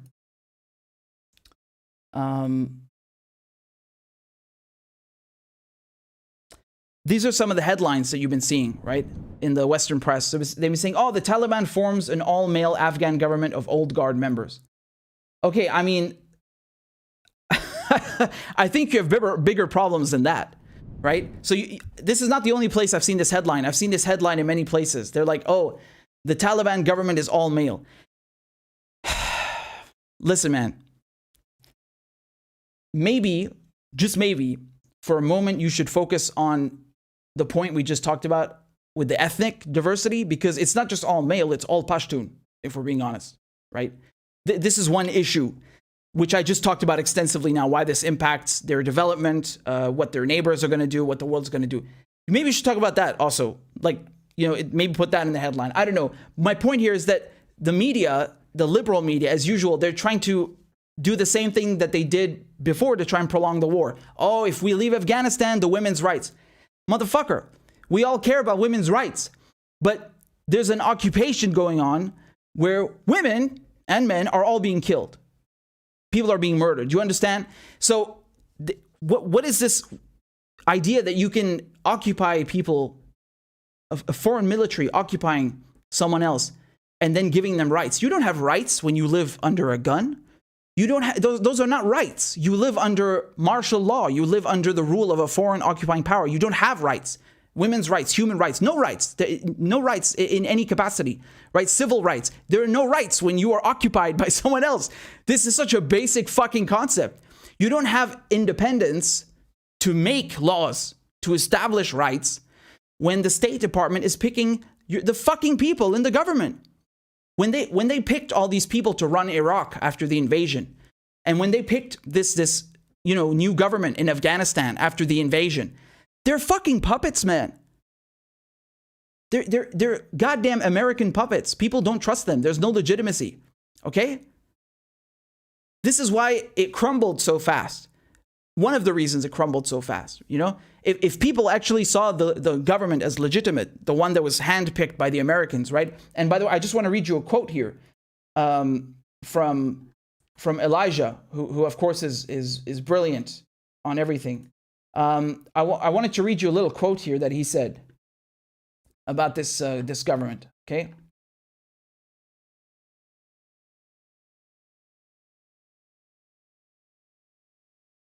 He said, after 20 years, what I find special about this government in Afghanistan, regardless the identities of its members, is the fact that the United States ambassador or secretary of state have nothing to do with the nomination of the cabinet. You get the idea? You get the idea? So, I mean, say what you will about it, about this interim government, and you can say a lot. It's not picked by the Americans, as far as we know. Okay? Do you get what I'm saying? So I'm trying to illustrate why this is such an issue before, how the people do not see this government as legitimate, because it's a puppet government, okay? And that's why when the withdrawal began to happen, the Taliban just cut through Afghanistan like a hot knife through butter, right? Just took everything.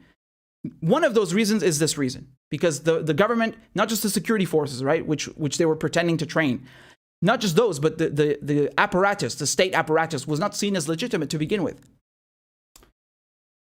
So, it's just really weird seeing all these liberal headlines about, we should stay in Afghanistan because of women's rights, even though they're killing women. So, well done, you goddamn assholes. And number two, we should stay in Afghanistan because we want to contain Iran and China. Iran and China, they're fucking neighbors. What do you mean contain them? You want them to just erase the goddamn border? Piss off. Like, you live on the other side of the planet. The UK is on the other side of the planet. What the fuck are you talking about? Russia, China, Iran, China, Afghanistan. Fuck off. This is like, could you just fucking imagine if Iran said, we need to contain whales from England. Like, what are you talking about? What the fuck are you talking about? What business is that of yours? This is such, McCarthyite Cold War rhetoric bullshit. And it's just so sickening, There are real issues with this sort of takeover, but this ain't it. They're just trying to oppose the withdrawal because of all the wrong reasons, Although I don't think there are any right reasons to support the withdrawal. America, the UK, NATO should have never invaded Afghanistan to begin with. So there's no conditional withdrawal. You get the fuck out of Afghanistan because it's not your country. I don't care what you think about the Taliban. I don't care. It's not your fucking country. Go away. It's a very simple concept, It's really simple concept, because if you want to sit here and talk to me about all the governments that you don't like, you're going to be invading everyone at the end of the day. Everyone. You want to come here and talk to me about human rights? What about your allies? Are you going to invade Colombia? I don't think they are. Is there a reason for that? I think I know. You want to come here and talk about democracy? Oh, Israel is democratic. Are you going to invade them for what they do to Palestinians? No, you're not. So let's cut this nonsense. Let's cut this nonsense. Okay.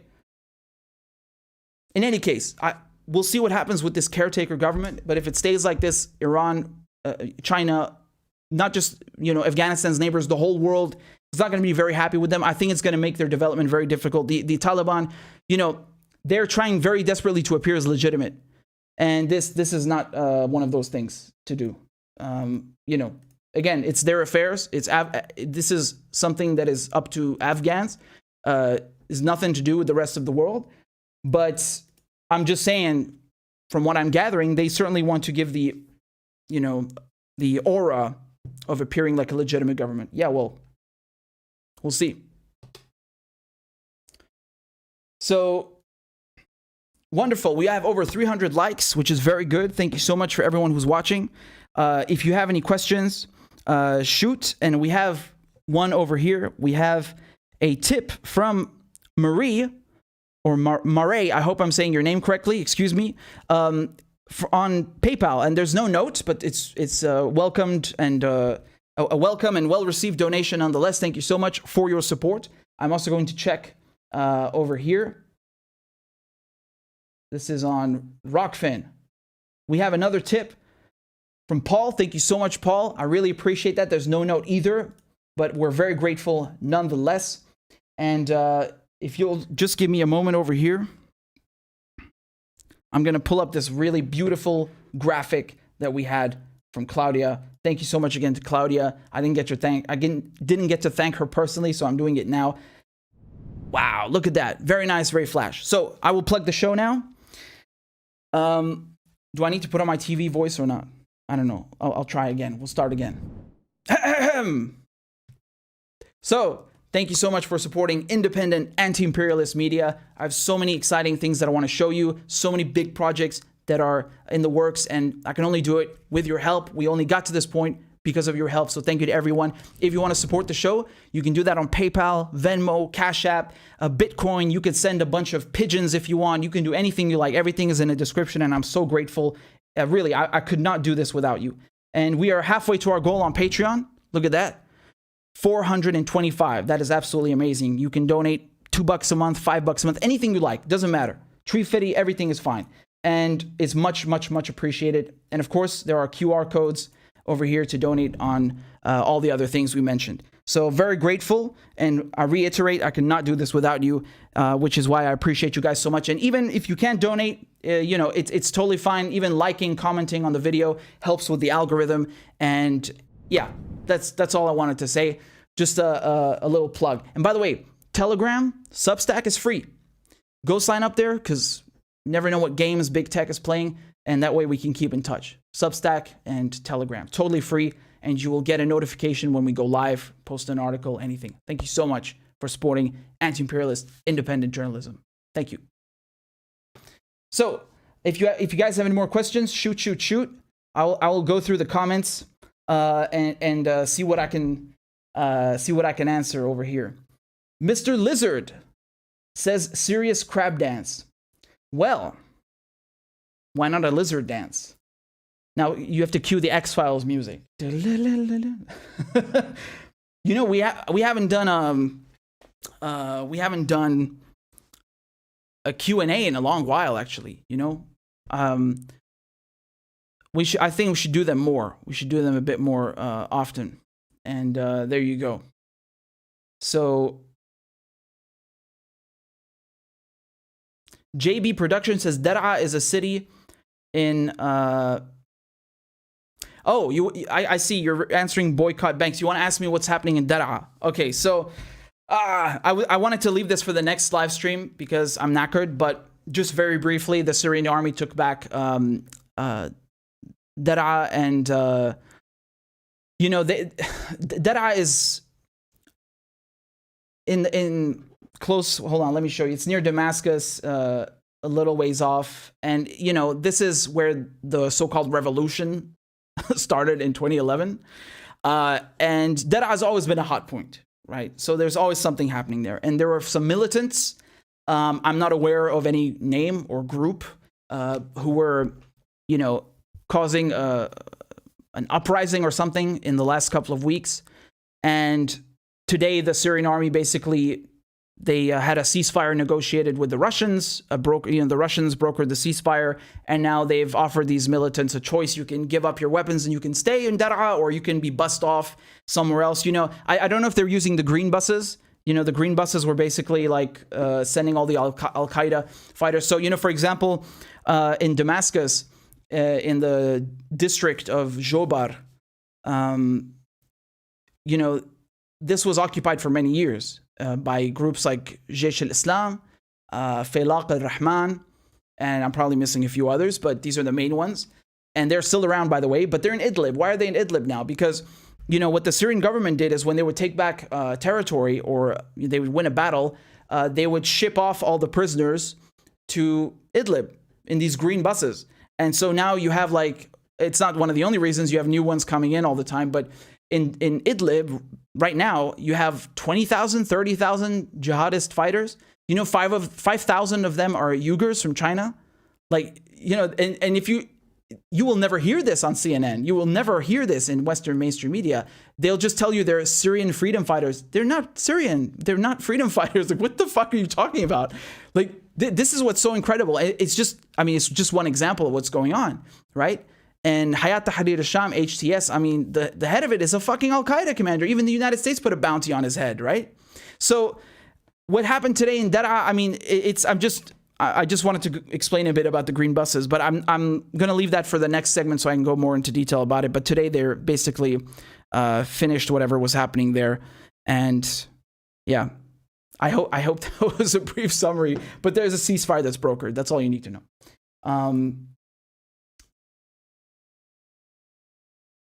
Okay, so we have a tip on PayPal. Thank you very much to Andrew. It's loading, it's loading, it's loading. I should wait till they finish before I say anything. It's loading, it's loading, it's loading. It's not telling me what the message says. It's loading, it's loading, it's loading. Andrew says, thanks so much for your voice. Thank you, Andrew. I'm most grateful. And I'm always humbled by you guys, thanking me. No, thank you. Really, I'm grateful. And if anyone else wants to donate, there's a QR code on the screen. I'm just going to leave it up. Makes it much easier. You can just scan it with your camera app in the phone. You just open the camera and make an R2D2 sound and it will scan it. That's a joke. There's no R2D2 sound, but there should be one. I hope someone signed up on Patreon just for the sake of being able to play a crab dance. I absolutely love crab dance. It's our ritual. So if you want to help the show, monthly with a monthly donation of your choosing, we will play a crab dance, and it will make you laugh, guaranteed to make you laugh. So I'm just sorry. I just wanted to go through your questions and your comments and answer them. I'm still going through them, right?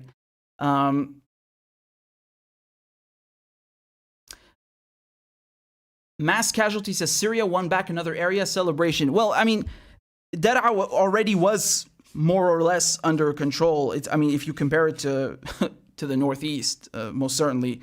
Or the north. So yeah, nonetheless, it's stable from what I can tell. What happened today with the ceasefire, but Daraa, it's a big city and it's an important city, so anything could happen. But yeah, the great populace says Richard is Levantine. You're damn right. Okay, because JB Productions asked Richard another question: are you Arab or Armenian? I'm both. Man. So from my mother's side, half, right? So, as far as hold on, I've been trying to switch to the camera, and it's been putting the thing again. Also, Jorge Luis says, does Richard have some Mexican heritage or something? I'm from Monterrey. Actually, he looks like me. No. Unfortunately not. I would love to be able to speak Spanish, but no Mexican heritage. But actually, you do have a lot of Arabs, specifically Syrians, who went to Latin America. I think one of Argentina's presidents was from Syria originally. It's true. Look it up. So yeah, you do have a big expat community there. But this is from before, I think, we're talking before World War II already. You know, many of them were moving there. But yeah, you had a huge expat community there. But no, I'm not. I mean, hopefully one day I can speak Spanish, but no. So Dystopian says, happy to catch you live. Will flick some funds your way when I can. Excuse me, Dystopian Banana, which is a much better name. Thank you very much, Dystopian Banana. I'm very grateful. Dixie asks, are you available on OnlyFans as well? No, not yet. We'll make so. I'll just start uploading political videos there, and that will be it. They're like, oh, check out the OnlyFans, and then it's me shitting on Israel. Yeah. So no. Exigent News says Lebanese and Syrians. Yes, exactly. Lebanese and Syrians, both of them were moving to Latin America. You also have a lot of Palestinians. Please correct me if I'm wrong, but I think you have about 1 million Palestinians was it in Chile? It's a lot.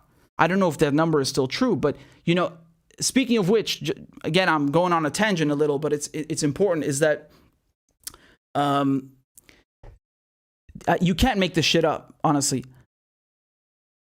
A few months ago, this was, I swear to God, I covered this. Didn't I cover this? If not, I will cover it with you.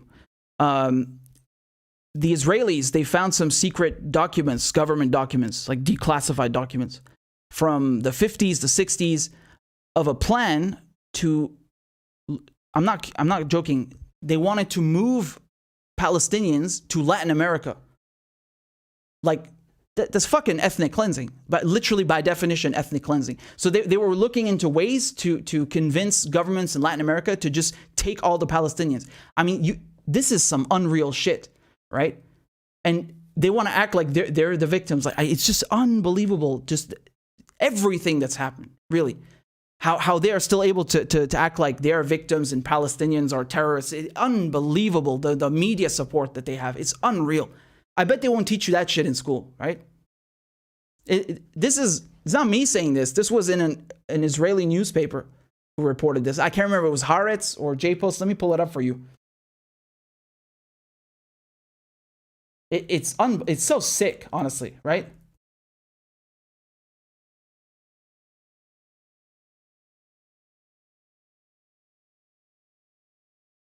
Yeah, look at this. Here it is. Here it is. There was a secret Israeli plan to relocate 60,000 Palestinians in South America. Okay? I mean, I don't even know what to say. I don't even know what to say. I don't even know what to say, man. Look at this.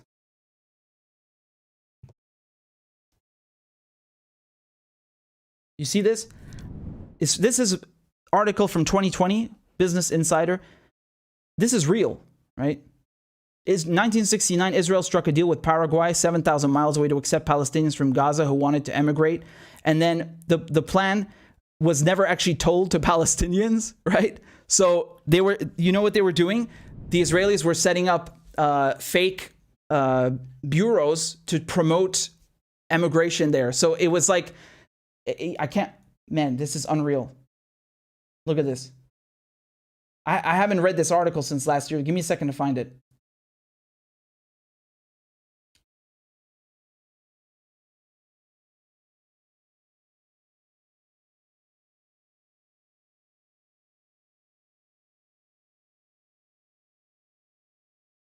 Yeah, look at this. Found it. To facilitate the movement of the Palestinians, Israel set up a travel agency in Gaza to entice people and provide them with the relevant documentation, right?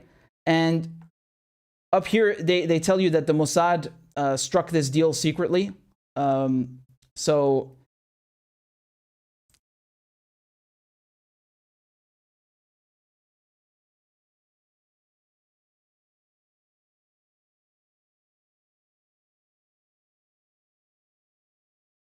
yeah, I'm going to cover this separately, okay? Because I need to deal with it more extensively. But you just reminded me of that for some reason. I don't know where I went off on a tangent, but it's just crazy, right?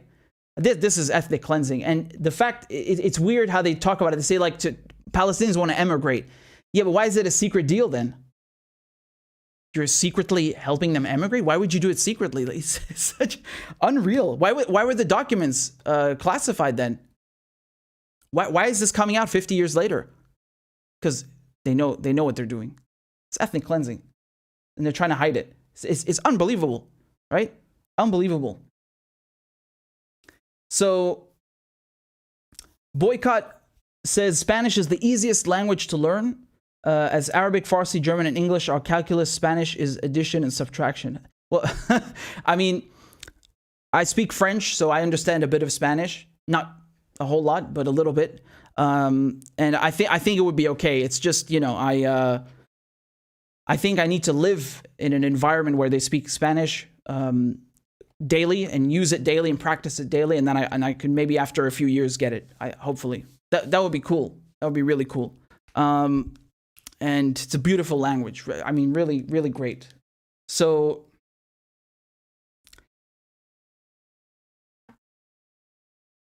Kings SG 1997 says, repent, you sinners, you are all sinners. I don't know who you're talking to, but there ain't no sinning going on here. Okay, so don't worry about that. I don't know who he's talking to. I don't know who he's talking to. In any case, over here on Rockfin, we have a tip. Thank you so much to Anna. Anna says, what is your opinion of the 1984 COVID propaganda and these criminal pharmaceutical companies killing cheap alternatives? Okay, so the thing is, you know exactly what is going to happen on YouTube if I even mention this. So I'm going to do it on Rockfin, and will hopefully encourage people to go watch on Rockfin, because I wanted to talk about this today. If you go on Twitter, on my Twitter right now, go and look at my interaction with Glenn, and you will know.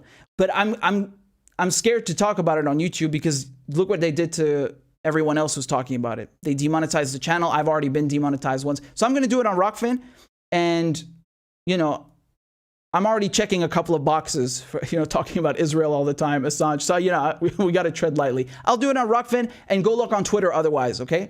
And, you know, as always, thank you, Anna, for the support. It's good seeing you again. Haven't seen you in a while. But go look on Twitter if you haven't. And can they read text? Can the algorithm read text? Because I want to show it to you. Because this is, I mean, I'm just going to show you. Like, I'm just going to show you, honestly. Look at this. I mean, seriously, look at this.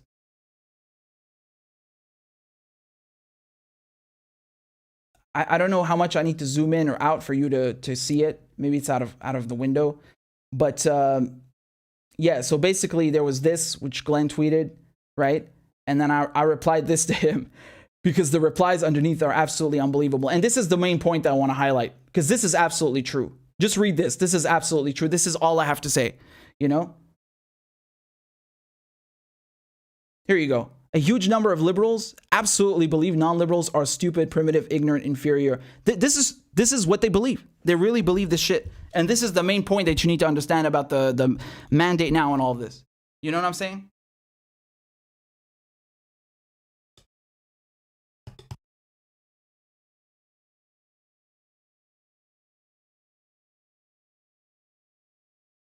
This is the crazy part. So that's what I wanted to say. Hold on, it switched back to the window again. That's what I wanted to say, and I'll try and do a longer one on Rockfin, because, you know, back when YouTube demonetized me initially, you remember what I said? I said I was going to do foreign policy because I thought it was my stuff about Israel only on Rockfin, and then, I mean, I couldn't resist. I just started, you know, talking about it now all the time, and, you know, I don't like to self-censor. I think it's bullshit. I think it's really bullshit. There are certain topics that, you know, you can look, man. You need to just call it for what it is. You know, when you're talking about police shooting or what's happening to Palestinians or this, you need to speak freely and clearly and concisely, especially as a journalist. And you can't do that when there's a fucking algorithm cutting your balls off or putting a muzzle on you. I mean, this defeats the whole purpose. And this is again a sickness of liberals, because we get into a point where, well, we've been there for quite a while, but now they're just so shameless about it. They just, anyone who criticizes liberal, you know, orthodoxy and discourse, oh, you say anything against Biden, Oh, you're a Trump supporter. You're a Russian agent. You disagree with this rollout that they're doing now. Oh, you're denying science. It's lunacy. You cannot have any sort of rational reporting, not even debate, just reporting. And you have an algorithm being shoved up your ass because all of these democratic controlled chambers, you know, we're talking about the Senate, Congress, the presidency now. They're pressuring these tech companies to censor anyone who disagrees with anything, scientific, political. They just deplatform you. You saw how the Biden administration is working now with Facebook to not just ban people from Facebook, for example, but ban them from every platform, deplatforming them if you are banned on one, right? So if you say something the government doesn't like on one platform, they want to ban you off all of them. I mean, what fucking lunacy is that? What is this lunacy? You know, they come and they say Syria is a dictatorship. When the Arab Spring started, the so-called Arab Spring, in Syria, they unbanned Facebook and YouTube and all of this stuff. They did the opposite of what the other countries were doing. So Egypt, Tunisia. In Egypt, Tunisia, they said, oh shit, people are organizing protests on social media. Ban the entire internet. Just do a blackout. Black out the whole internet. In Syria, they did the opposite. They're like, you know what? Here you go. Go use Facebook, whatever. And like, I mean, just compare that with what the Biden administration is doing now. They want to ban you from social media for your fucking life because you said something they don't like. Unreal. You can't make it up. You really can't make it up. Anna says, no. Anna says, oh, thank God. This is why I love you. No cognitive dissonance. 100% lunacy on their part of those defending censorship. Fuck them. Yeah. I mean, it's really beyond censorship. It's like you can't even do your goddamn job. Like, you know, I can't talk about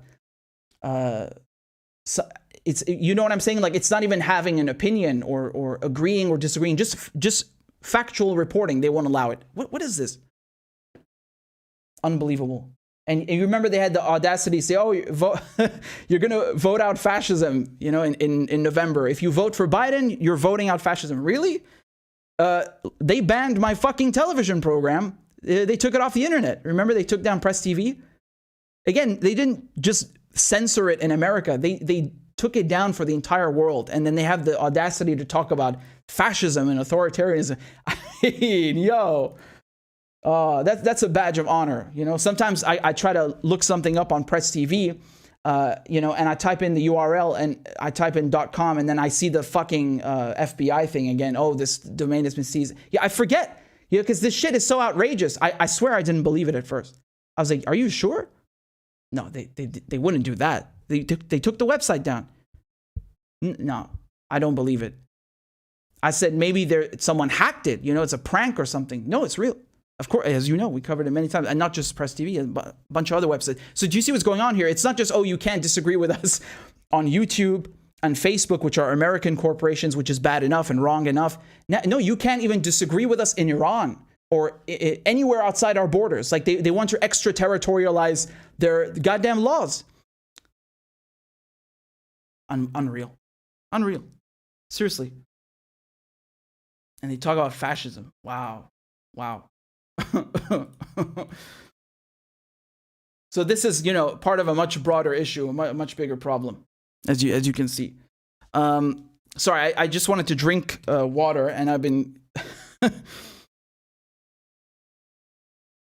I'm just going to switch back to the screen over here. So thank you again, Anna, for your generous tip. I'm just checking if there's anything else. Let me have a sip.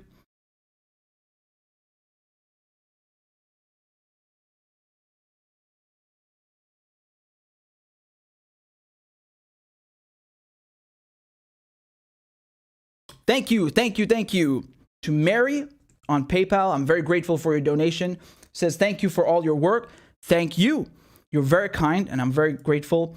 And like I said, everybody, just last plug before I go. Although I'd love to go through your comments, but there's a lot of stuff that I have to work on. We haven't had a crab dance, so if you want us to have a crab dance, someone sign up on the Patreon or donate on the GoFundMe, and I'll play it. It's all yours. So just a second, I'm going to keep reading your comments. I very much enjoy this, and we need to do a Q&A again very soon, you know. I don't know what this comment was in the section, but someone says I'm on lizard count number 2. What the hell are you talking about? What the hell are you talking about? AM says I'm listening to this while playing Minecraft. Very nice. I've never played Minecraft, but it's I'm glad I can provide a little background ambiance of political turmoil to accompany your noble quest and adventure in the world of Minecraft. So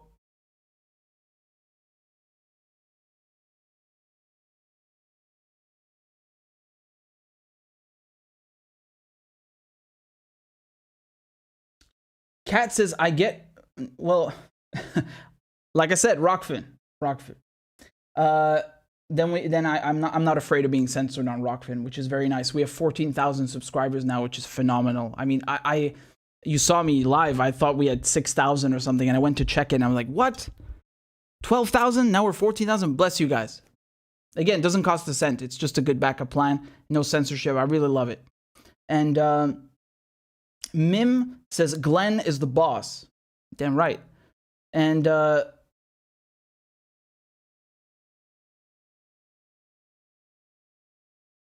Tariq says, Duolingo is a great language learning app. Yes, I actually, speaking of that, that's where I was learning Spanish very briefly.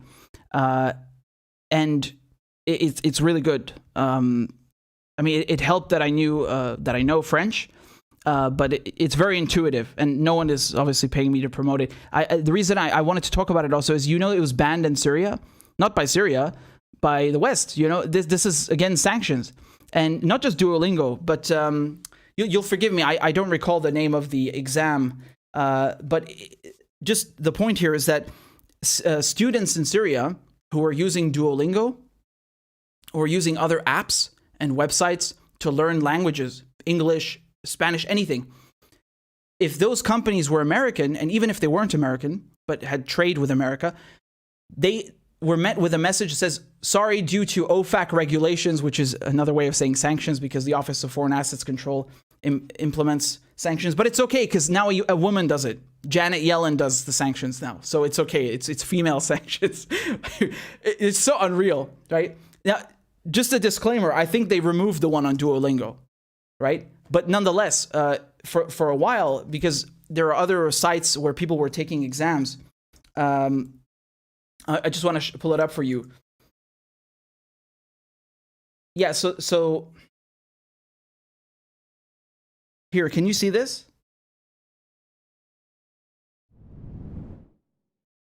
This is from 2020, right? In the national interest, it says U.S. sanctions ban Syrians from studying English on Duolingo. Duolingo has been banned from providing certain language learning services to Syrians under U.S. economic sanctions on Syria, the online language learning service confirmed. The United States has imposed harsh economic sanctions on Syria, meant to punish the ruling Assad family for human rights abuses, but sanctions have also been criticized for harming Syrians outside the regime. Again, with this regime language, right? Every government they don't like is a regime. So the sanctions have even blocked Duolingo from providing language evaluations to Syrians. A message to Syrian users widely shared on Twitter last week showed. So there you go. All right. It says, due to United States export controls with Syria, we are currently unable to process your test. It's sanctions. That's what it means. Okay. So, quote, as a U.S. company, Duolingo is required to comply with U.S. sanctions, including those that restrict transactions or dealings with Syria. As a result, we are unable to offer the Duolingo English test in Syria. Company spokesperson wrote in an email. Okay. And they mention here that there are several layers of U.S. sanctions on Syria, ranging from terrorism-related sanctions imposed in the 70s to the Caesar Civilian Protection Act passed last year. I love the name of it, right? They make it sound like something so innocent, like it's some fire, fire department manual or something. The Caesar Act is, this enormous boatload of sanctions that Trump and Mike Pompeo, these like vile ghouls, imposed on Syria, right? And they're not just, they go beyond Duolingo. I've talked to my cousins. You got to wait 2 days sometimes just to fill up your car, just to get fuel, You have to wait hours in line just to get one bag of bread. This is what the Caesar Act sanction is doing, right? And as you can tell, of course, my cousins and my uncles and my family having to wait in line for bread is really punishing Bashar al-Assad, as millions of other Syrians also have to wait in line for bread. Oh, the Bashar al-Assad family are really feeling the sanctions. They know goddamn well who is hurt by these sanctions. They know goddamn well it's the civilians, and they do it on purpose because they want the civilian population to then rise up and revolt against the government they are targeting. And they're bastards. They're evil. It's siege warfare. That's what it is. And as we talked about, Duolingo's problems seem to stem from an August 2011 executive order signed by then President Barack Obama. Hey, what does that mean? I thought Barack Obama was nice. I thought he's the guy with the nice smile, and, he's going to end the Iraq war, and he's going to do all these nice things, and, expand mass surveillance a little, kill a few people with drones, nothing bad. Oh, it turns out he's just like the rest. Oh. The so-called Muslim ban? Trump did not come up with that. Trump took a law that Biden and Obama made, which picked out these countries specifically, Somalia, Syria, Iran, and he expanded it. So that's an Obama-era thing. And when Biden came to office, they said, oh, he repealed the Muslim ban. No, he didn't. He just notched it back to what it was when he fucking had it. That's it. What bastards. Really, the media is so dishonest. So, this is, of course, not just with Duolingo. It's also with people who wanted to take exams, But as we've been talking about, it's been going up and down. If you look here, this is from December 2020, okay? They say that Duolingo has sought an exemption from OFAC under the Treasury, okay? And apparently it worked. So they say we are grateful for OFAC's support for our mission, and that it worked again. But I want to stress a point here. Duolingo is not the only app. There are other institutions and websites who offered examination. So not just an app to learn with, but you would actually get an examination. I can't remember what it is. The A+, A, B, C, you have these language levels. So people would take exams to get certification in English and other things, and they couldn't do it anymore. You understand? It's not just about some app. There are people who are trying to, get an education, pass exams, get certified. They couldn't do it because of the sanctions.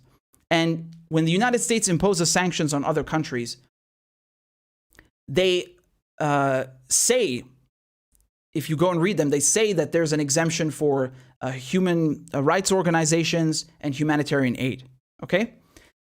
The problem is they make... Just because there's an exemption, it doesn't mean that the human rights organizations and NGOs will be able to get it, because it's so complicated, the process takes so long, and they don't work alone. If we look at Yemen, for example, this exemption didn't mean anything because most of the food that comes to Yemen is not supplied by humanitarian organizations. It's bought on the market. It's brought in from traders, and it's commercialized. It's not something brought through NGOs. NGOs can only give people money to go and buy the food.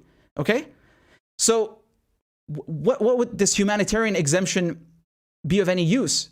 Thankfully, I think it's one of the only good things Biden did is he reversed this last-minute sanction on Yemen, on Ansar Allah, by the Trump administration. And then he said, I'm not supporting Saudi Arabia, but he's still giving them goddamn weapons. Defensive. Yeah, it's always defensive, isn't it? They're always killing people in Yemen defensively. So there's still ironclad support for Saudi Arabia, make no mistake. There always will be between the US and Saudi Arabia. So, again, it's kind of like we'll keep what Trump did and we'll run with it and we'll expand it, or we'll just keep it where it was. That's the entire foreign policy thing with Biden. And this thing here with Duolingo, if I'm correct, it's the Trump administration who did that. It's December 2020. So do you see, my point here is, do you see how sanctions destroy people's lives? They can't eat, they can't do their day-to-day activities. They can't get fuel. They can't go to work. They can't vote. You know, in Venezuela, they said, oh, the legislative elections are fraud. Look at the voter turnout. Yeah, you put sanctions on the fucking country. People cannot drive to the goddamn voting booth because they can't get fucking fuel because you put sanctions. Like, they love leaving this out, right? They love saying, oh, look, there's an economic situation in Syria caused by U.S. sanctions. Oh, but, you know, it's the regime. Motherfucker. So, even over here, like with the TOEFL, right? So this is another English language certification. I think they were also banned from doing it with Syria, if I'm not mistaken, right? I'm just double checking again.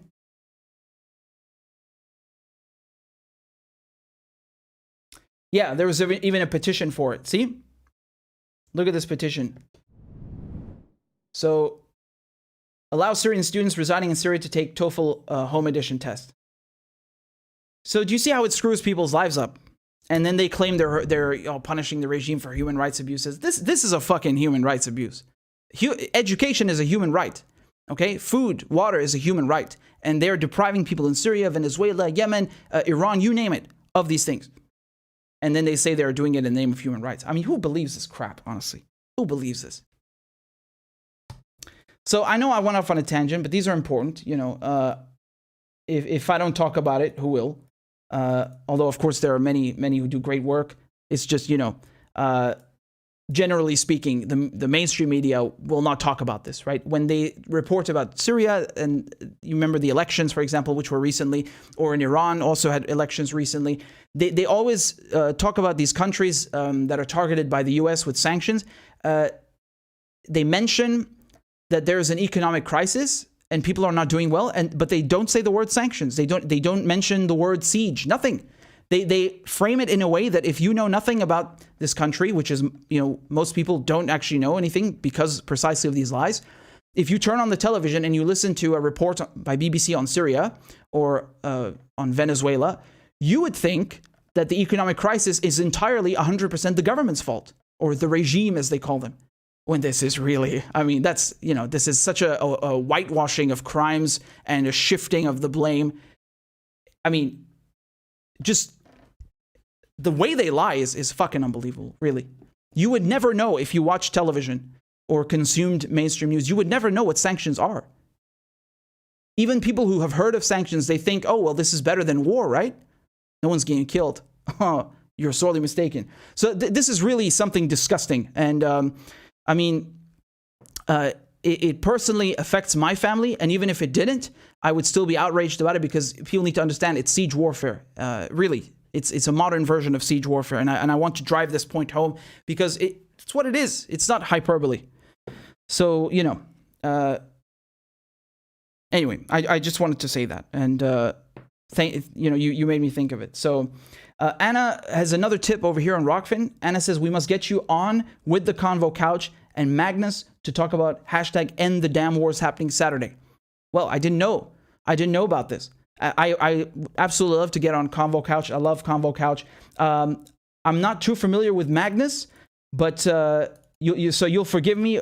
Also about the hashtag, I'm not too familiar, but I mean, I've been saying the whole time there needs to be a revived, renewed anti-war movement everywhere, you know, in the UK, in the US. There is one. There's always been one. You have people who have always been there, you know, like, you know, the real ones. But when I think of this, I remember when I was younger and I saw on TV people protesting against the Iraq war, you know? And of course, the coverage about Iraq was horrendous because most of the time they were lying about Iraq. But I do remember seeing images of 1 million people in London. I don't know if it's true, but I think it's the largest protest in modern history in the UK. 1 million people. And it was not just London, it was everywhere, all over the world. So that is what I want and what everyone should want. Just peaceful anti-war protesting. Really, it's so important because they pacify everyone. You know, they make you acquiesce to their wars. The wars are so long and so bloody that it becomes background noise, you know, if the media have their way. They don't want you to think about the war. They don't talk about it. Like, look what they did to Libya. Do you hear about Libya? Libya is in turmoil. Do you hear about Syria? There are months sometimes that go by and you don't hear a word about Syria, but the people are suffering in Syria because of the war. In Iraq and Afghanistan, the same thing, you know? So it's really messed up. And just like they are continuing with the war machine, we have to continue with the anti-war machine. And I'm glad to see something like that. So this is good. And I will look into that. Thank you for raising awareness about that. And I will try my best as well. So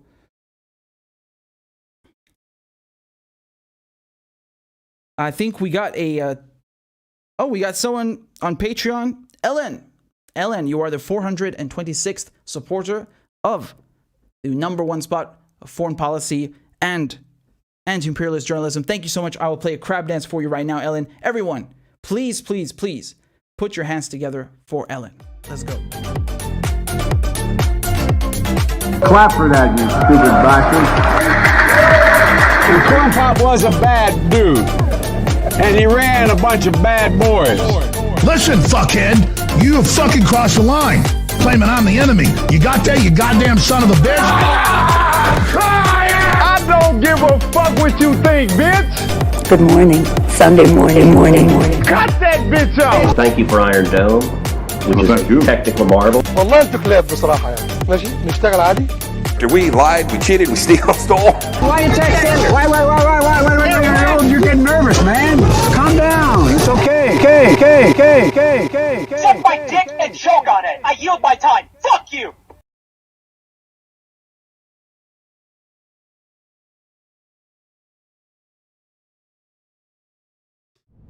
Hey! Ellen, thank you so much. I'm so happy we got to play a crab dance. And of course, I'm so happy for your support. Thank you guys so much. Really. 426, I believe. So we are really on the way. I need to update this, but we are on the way to hitting our goal. And I know I said I'd do this when we hit 1,000, but maybe, just maybe, when we hit 500, we can do the piñata. Do you guys remember what the piñata is? Write in the comments if you remember the piñata idea. Because I really want to do that. So anyway, thank you so much for helping us get to our goal of 450 members on Patreon who support this show monthly with as little or as much as they'd like. Thank you so much. I really appreciate that very much, Ellen. Grateful to you and everyone else. So that's really great. That's really great. Okay, so guys, with that said, if you have any last questions or comments, shoot, and I'll try to read them all. There's really so much exciting stuff happening right now. I really can't wait to unveil it to you. So that's really cool. And I think I want to do a poll. I'm gonna do a poll in the comments. Give me a second. Let's get this set up. Hold on. I love polls. The truth is that I did one last time. Wait, I don't know what I just did. Okay.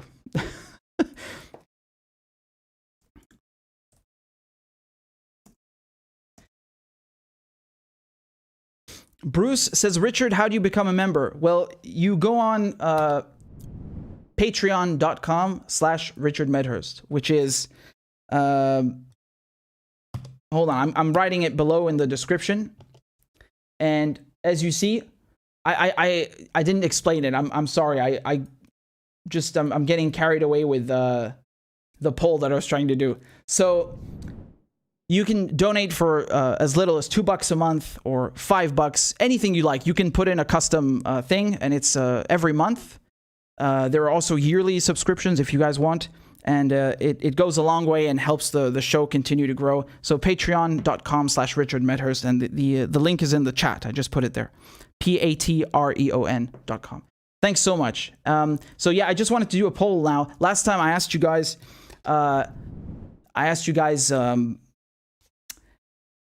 when, hold on. I asked you, where did you hear of the live stream? Did you get a YouTube notification? I think most of you said YouTube. Is that correct? And the thing is, you guys have been very naughty. Oh yeah, I know. I've been checking up on you.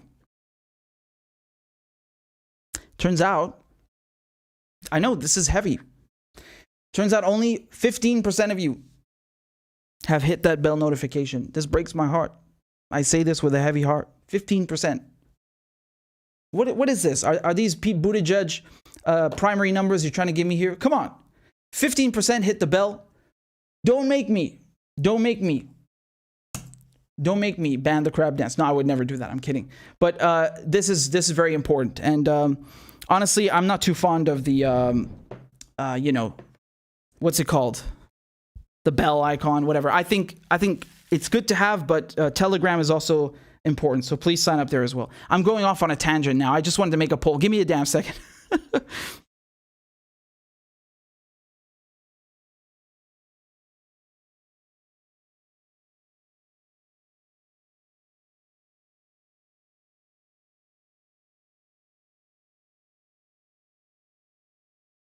Okay, so I'm writing it right now.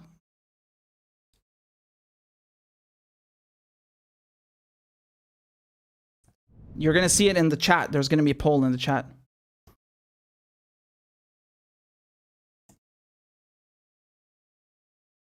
Okay, so we're going to do...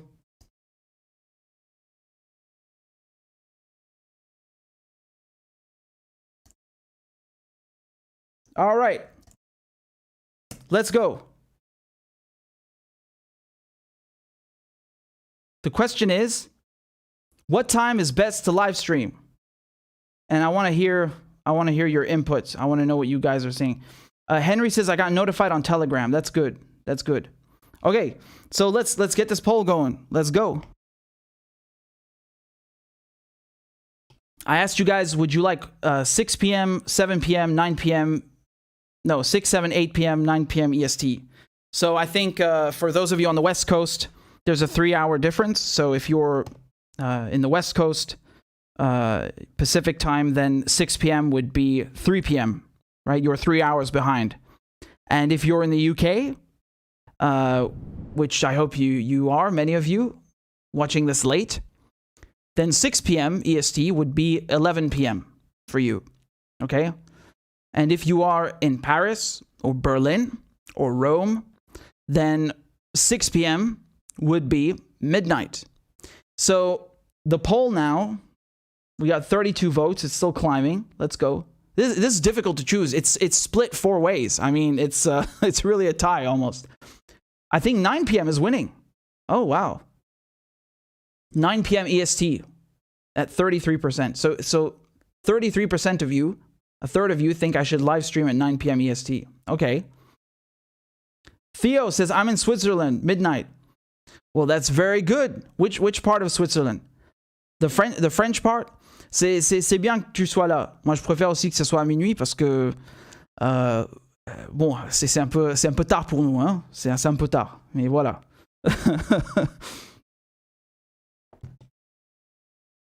Bestie, hello Bestie, says right now my time is perfect. 9, almost 10 p.m. Illinois. So I think you are, is Illinois same time as Florida? No, hold on.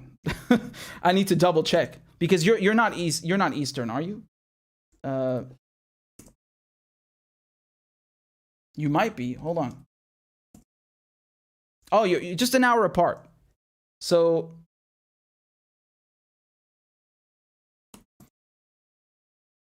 oh, you are on Eastern. Yes, of course. I was wondering. I was like, Florida's more to the, to the east than Illinois, because much to my shock, I discovered that there's something called Mountain Time in the U.S. I really didn't know that till a few years ago. I was like, Mountain Time? Never heard of that. But no, you're certainly not in Mountain Time. I know that. Anyway, in any case, I'm just rambling by myself, doing a little geography. So Theo says, tu parles français und Deutsch wie ich. Natürlich. Also für mich auch Mitternacht wäre am besten. Schau, wie spät es ist. Yeah? Even if we start at midnight, we'll already be we'll be going long. Just JC or just Jackie says I'm in Mountain Time. Oh, there you go. See, it does exist. It was not a figment of my imagination.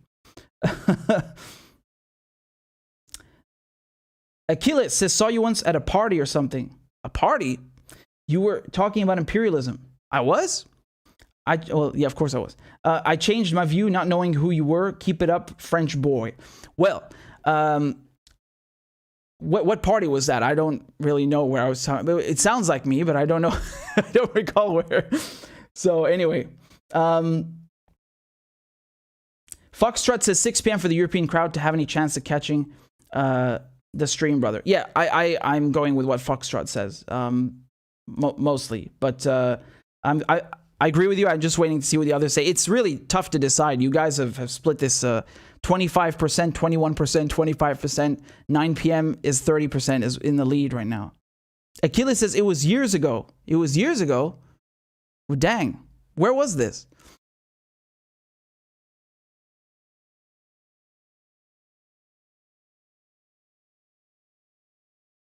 Jessica says now is fine in Australia, where you're in sunny Australia. Well, no, it's winter there. But hold on, what time is it for you? I think you're about 10, 11, 12 hours ahead, no?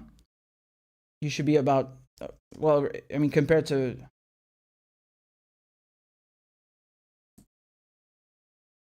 Yes. No, you're not. It depends, of course, where in Australia. Where are you in Australia? If you're in Kings... Oh, hold on.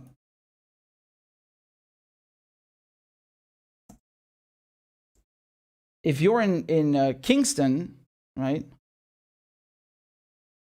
you're in Canberra, I think you'd be 12 hours ahead. I'm not sure, though. No, it's less than that. It's a little less than that. In any case.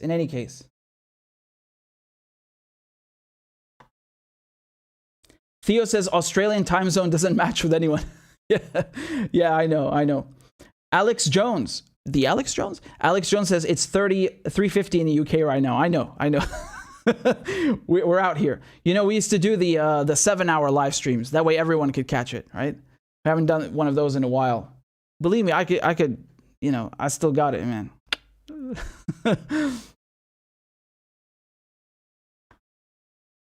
Kinky says Kingston, Jamaica. No. I'm talking about district in Canberra, so Australia, not Kingston, Jamaica. I looked up Australia time zone, and for some reason that was one of the things it suggested. They got 4 time zones, I think. No. All right. Well, this is making it very tough for me because I guess I'll have to do this poll a bit earlier, because when I put 9 p.m. EST, okay, hold on, let me put it this way. Those of you who voted 9 p.m. EST, where do you live? Answer truthfully, where do you live? Claudia says, I still have Vietnam flashbacks from those 7-hour long streams. Hey, they were good. Come on. They were good. Kinky says, Richard is a night owl. You know it. A workhorse, a one-man army, a night owl, everything. Okay, so Montreal, Atlanta. Alex says Bristol, UK. So Alex, you would still prefer 9 p.m. EST? You sure? Because that's, you know, what is that? That's 2 a.m. in the UK. Sydney says, I'm in Cali. That explains it. I thought that I thought that people who are living West Coast might vote the 9 p.m. EST one. So that's good. Achilles says, my dad lived in the refugee camp in Jordan after Israeli soldiers kicked us out. We had 80 acres of land. Your videos really are appreciated here. It means a lot. Thank you so much. Anjad, yani, ahlan wa sahlan. And I actually saw most people. This is interesting. I saw on Instagram the top city that follows me is the capital of Jordan, Amman. Cool, right? I assumed it's because there are many Palestinians there, right? So just an interesting fun fact. But just going back to your comment, Achilles, I really appreciate that. Thank you. That's very humbling. I'm grateful for that. And Kinky says California people want 9 p.m. EST. I know they want that because for them it's 6 p.m. actually, right? Sydney says this is a great time. I enjoy watching your content. Thank you, Sydney. I mean, regardless of what the results are going to be in the poll, it's probably going to be all over the place. But I mean, this is usually when we're streaming, you know. And just a reminder, just so you have something to look forward to tomorrow. I will have an interview up with Dr. Wahab. He's an Afghan American professor.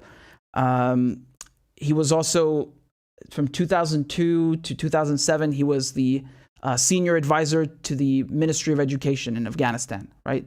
So very, very, extremely intelligent. I mean, when I did the interview with him, he went through the history of Afghanistan in so many words, and we could, in the time we had, just so brilliantly. I mean, you have to watch everything we talked about. And if you go and watch my episode on the communique from 2 weeks ago, he was my guest, but the full interview will be up tomorrow, and he's really great. So we'll also have Ray McGovern, right? Full interview with him will be up soon, and Margaret Kimberly, Black Agenda Report. So lots of stuff coming. And of course, there are other things that I'm working on for you guys, and I'm really beyond excited. Claudia has given the best answer, I would say, in the comments. You know what Claudia said? She said, y'all better tune in anytime we go live. And that's a threat. No, I'm kidding. But yeah, of course, that would be great. Okay, well, listen.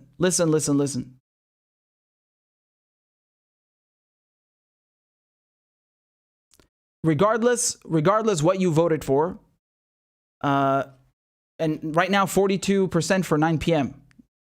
That's what the people are saying. 42% of you are saying for 9 p.m. But regardless which time you picked, do at least one of these things.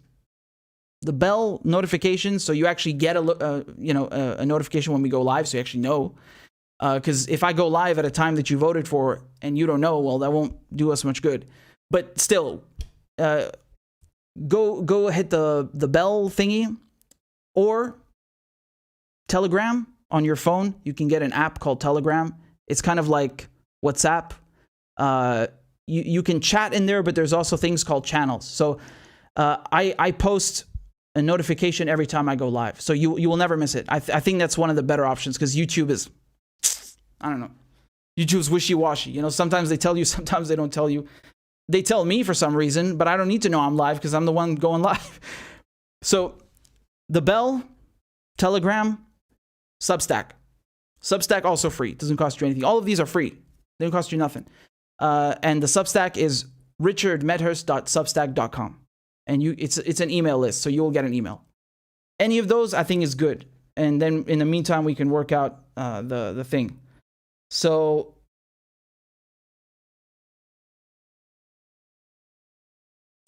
Jeremy says, I'm in Oklahoma as well.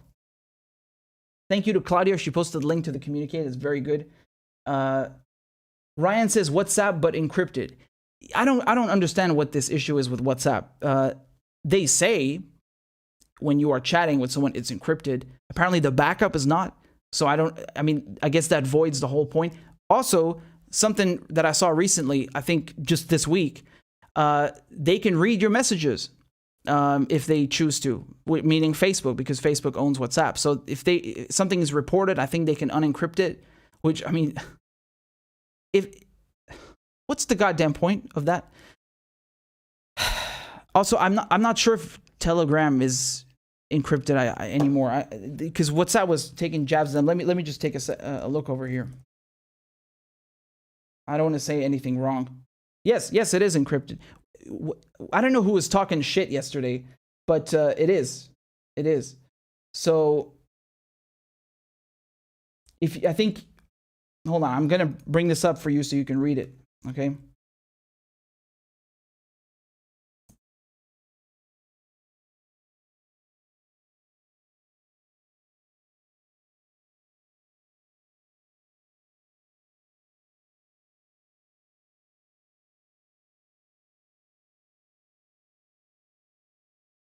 I went off on a tangent now compared to the question, but by default, so just so we set the record straight, by default, Telegram is not encrypted. You have to go into the chat and enable it. Okay, just a public service announcement. I'm just letting you know. So, okay. Yeah, Alex said he also saw the WhatsApp story. Exactly.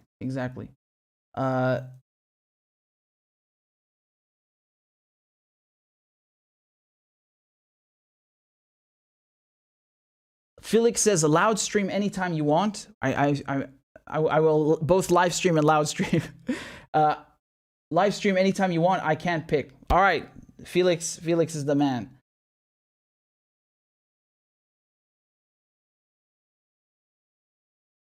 Achilles says, I really don't know how people sleep knowing they bombed a kid across the world. Me neither, but you know, I think a part of it is the dehumanization. They dehumanize Palestinians. They live at the mercy of the Israelis, the British, like, oh, you can have a country. No, you can't have a country. You can have human rights. You can't. They dehumanize them. It's not just them, of course. It's the same with all the countries that they invade. And this is why I'm adamant. I'm convinced that there is absolutely a racist element to imperialism. There has to be. Otherwise, how could you treat another human being like this? Right? Who are the countries that are always the victims of imperialism, at least in this day and age? It's global South countries, right? So you can't separate the two. You cannot separate imperialism from racism. They are inherently intertwined. This is not just a modern thing. This has always been that way, So unfortunately, to answer your question, or to add to what you said, I definitely think there's an element of racism and dehumanization, which is terrible, really. And you know what's fucking crazy, and I think this is maybe a good way to explain it, so we can counter it. Maybe is, if you look at, just as an example, if you look at what happened on 9/11, which is it's terrible, right? The victims of 9/11, these are average Americans, is average people, firemen, just workers. And if you look at the victims of terrorist attacks by Al-Qaeda in Syria or Iraq, also, these are innocent people. They're civilians. They're just regular people, workers. And they have a common enemy. These national security apparatus, these intelligence agencies who are funding these same terrorists who carry out attacks in the West, in Asia, in the global South. It's a common enemy, and it's not just in that regard. You can look at it economically as well, right? And you will start to see a pattern here. And so it's very important to break down these barriers. And just as an example, something that comes to my mind is the Black Liberation Movement in the United States and the Palestinian movement. If you look at the last century and even to this day, they have a strong connection with each other.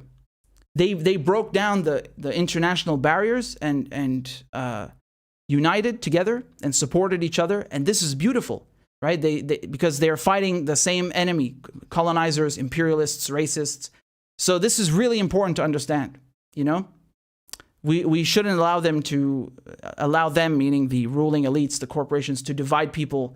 And because, when they start wars, they're convincing workers, as we talked about the poor draft, they're convincing the poor to go kill other poor people or other workers, other civilians on the other side of the planet.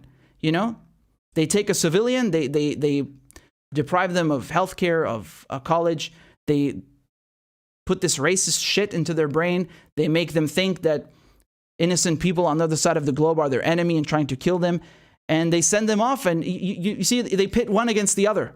And in the end, who's making the money? It's them. It's the corporations. It's the politicians. They are sitting comfortably. You know, in the old days, the king would go into the battle. You know, you want to start a war, you better fucking go in the war.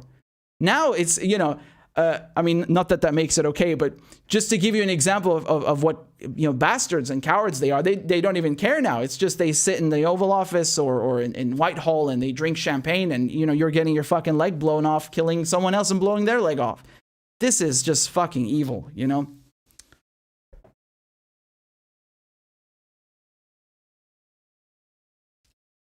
Cortez D says, Richard, we appreciate all your hard work. Thank you. I thank you. Thank you very much. You're very kind, and you know, I am always blushing a bit. I don't know what to say when you guys thank me. So, you know, I'm grateful to you. Thank you for the support. Really. We also have another tip over here from Quicks Whip. Says this is one of the only streams on foreign policy or international affairs that the U.S. has late at night. Yeah, so that's why we're talking about the times. But you know, you guys let me know which is the best for you, and of course, thank you. You know, this is something. As I say, imperialism is not a issue; it's the issue. Always is. Especially when, you know, when we're talking about an empire, right?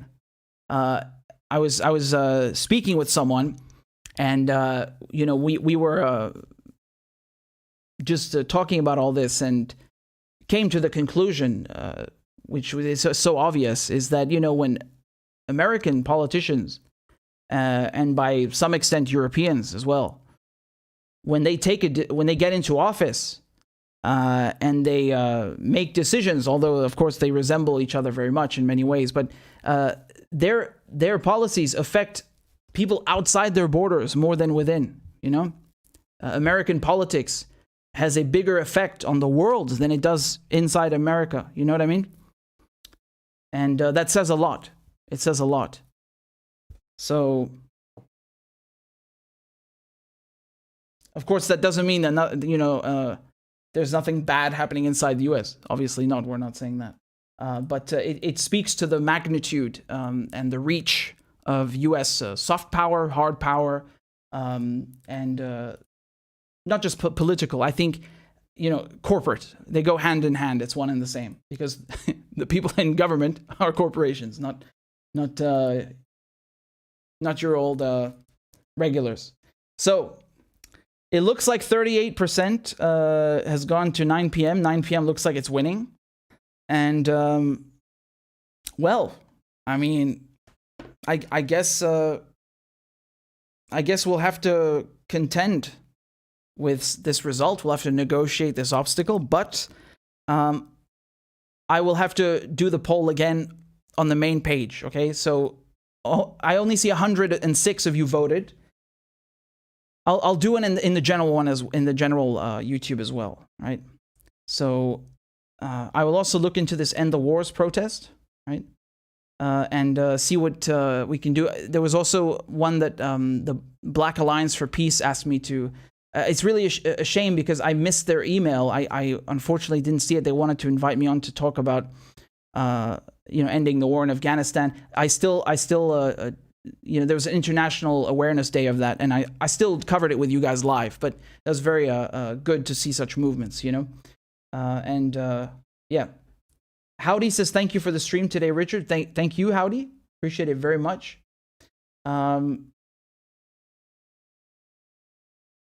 Lucky Burrito says, I'm glad Richard is staying authentic. Always. Thank you. And I'm glad for your support and to still have your support, of course.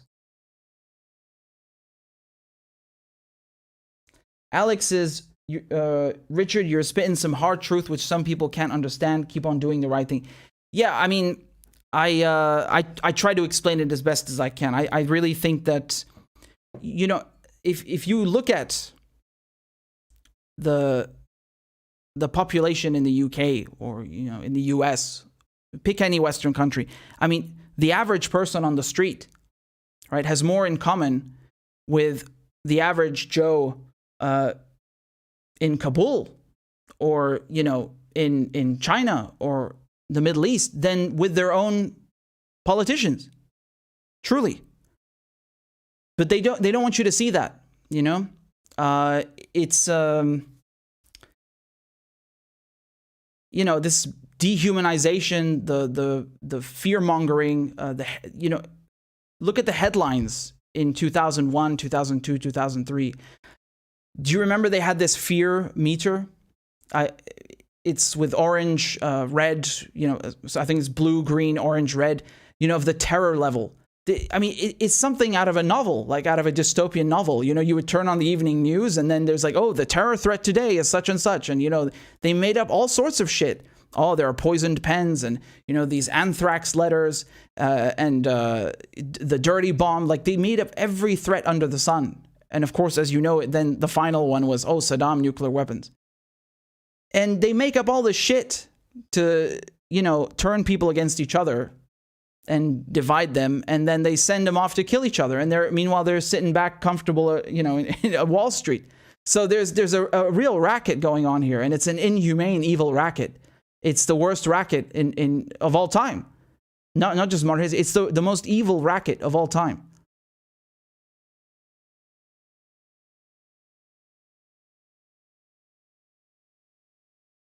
Kinky says, orange threat? What? Yes, this is a real thing.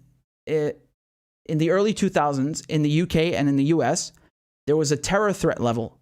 So you would turn on the news and, you know, BBC or Sky News or ITV or NBC, whatever, Fox News, they'd be like, the government has raised the threat level to orange today, fearing an impending plot by Saddam Hussein, and like, just making up insane crap, like anything the CIA would say, you know, could happen. Because I don't think it's the only reason, but Dick Cheney, for example, you know, he wanted the CIA to publish this national intelligence estimate on Iraq, right? And they did it in like 2 weeks, and it was just complete garbage. But it wasn't just that. I'm not just talking about this. This is for years, right? Before the war started, and even after. All the time, you had a terror threat level, and they would just take whatever the CIA said as fact. Oh, we heard about this, and the threat level's been raised, and it's just keeping people in constant fear. It's all bullshit. You know? The anthrax letters, turns out it was coming from inside the US. There were no weapons of mass destruction. There was no dirty bomb.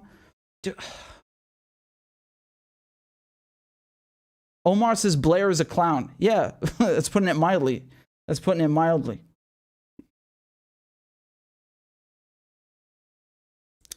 All right, guys. So I'll catch you guys very soon. Again, thank you so much for supporting the show. And I will cut up everything into... I will put all the segments on YouTube and Rockfin, so stay tuned for that. And again, if you haven't signed up for the notifications and everything will be fine. You'll get notified when that happens. So yeah, again, here's the QR code for any donations if you want to support the show. Very grateful. We are now at 426 on Patreon. So if you want to give a monthly donation to support independent anti-imperialist journalism, this is the spot. The address is patreon.com/RichardMedhurst. Thank you so much. And you can do for as little or as much as you'd like. Some people do $2, some do $5, some do $7, whatever. It's up to you. Yeah, that's it. And of course, Substack is free. Rockfin is free. Telegram is free. I recommend you sign up for them to get updates, and that would be really cool, so we can stay in touch and we don't have to worry about the censorship crap, right? So thank you so much for tuning into the stream. I will do another poll to see what time is best to stream for you guys. And I'm very grateful for all your kind words, your donations, all of it. It all means so much to me. Couldn't do this without you. So take care. Have a good night, a good evening.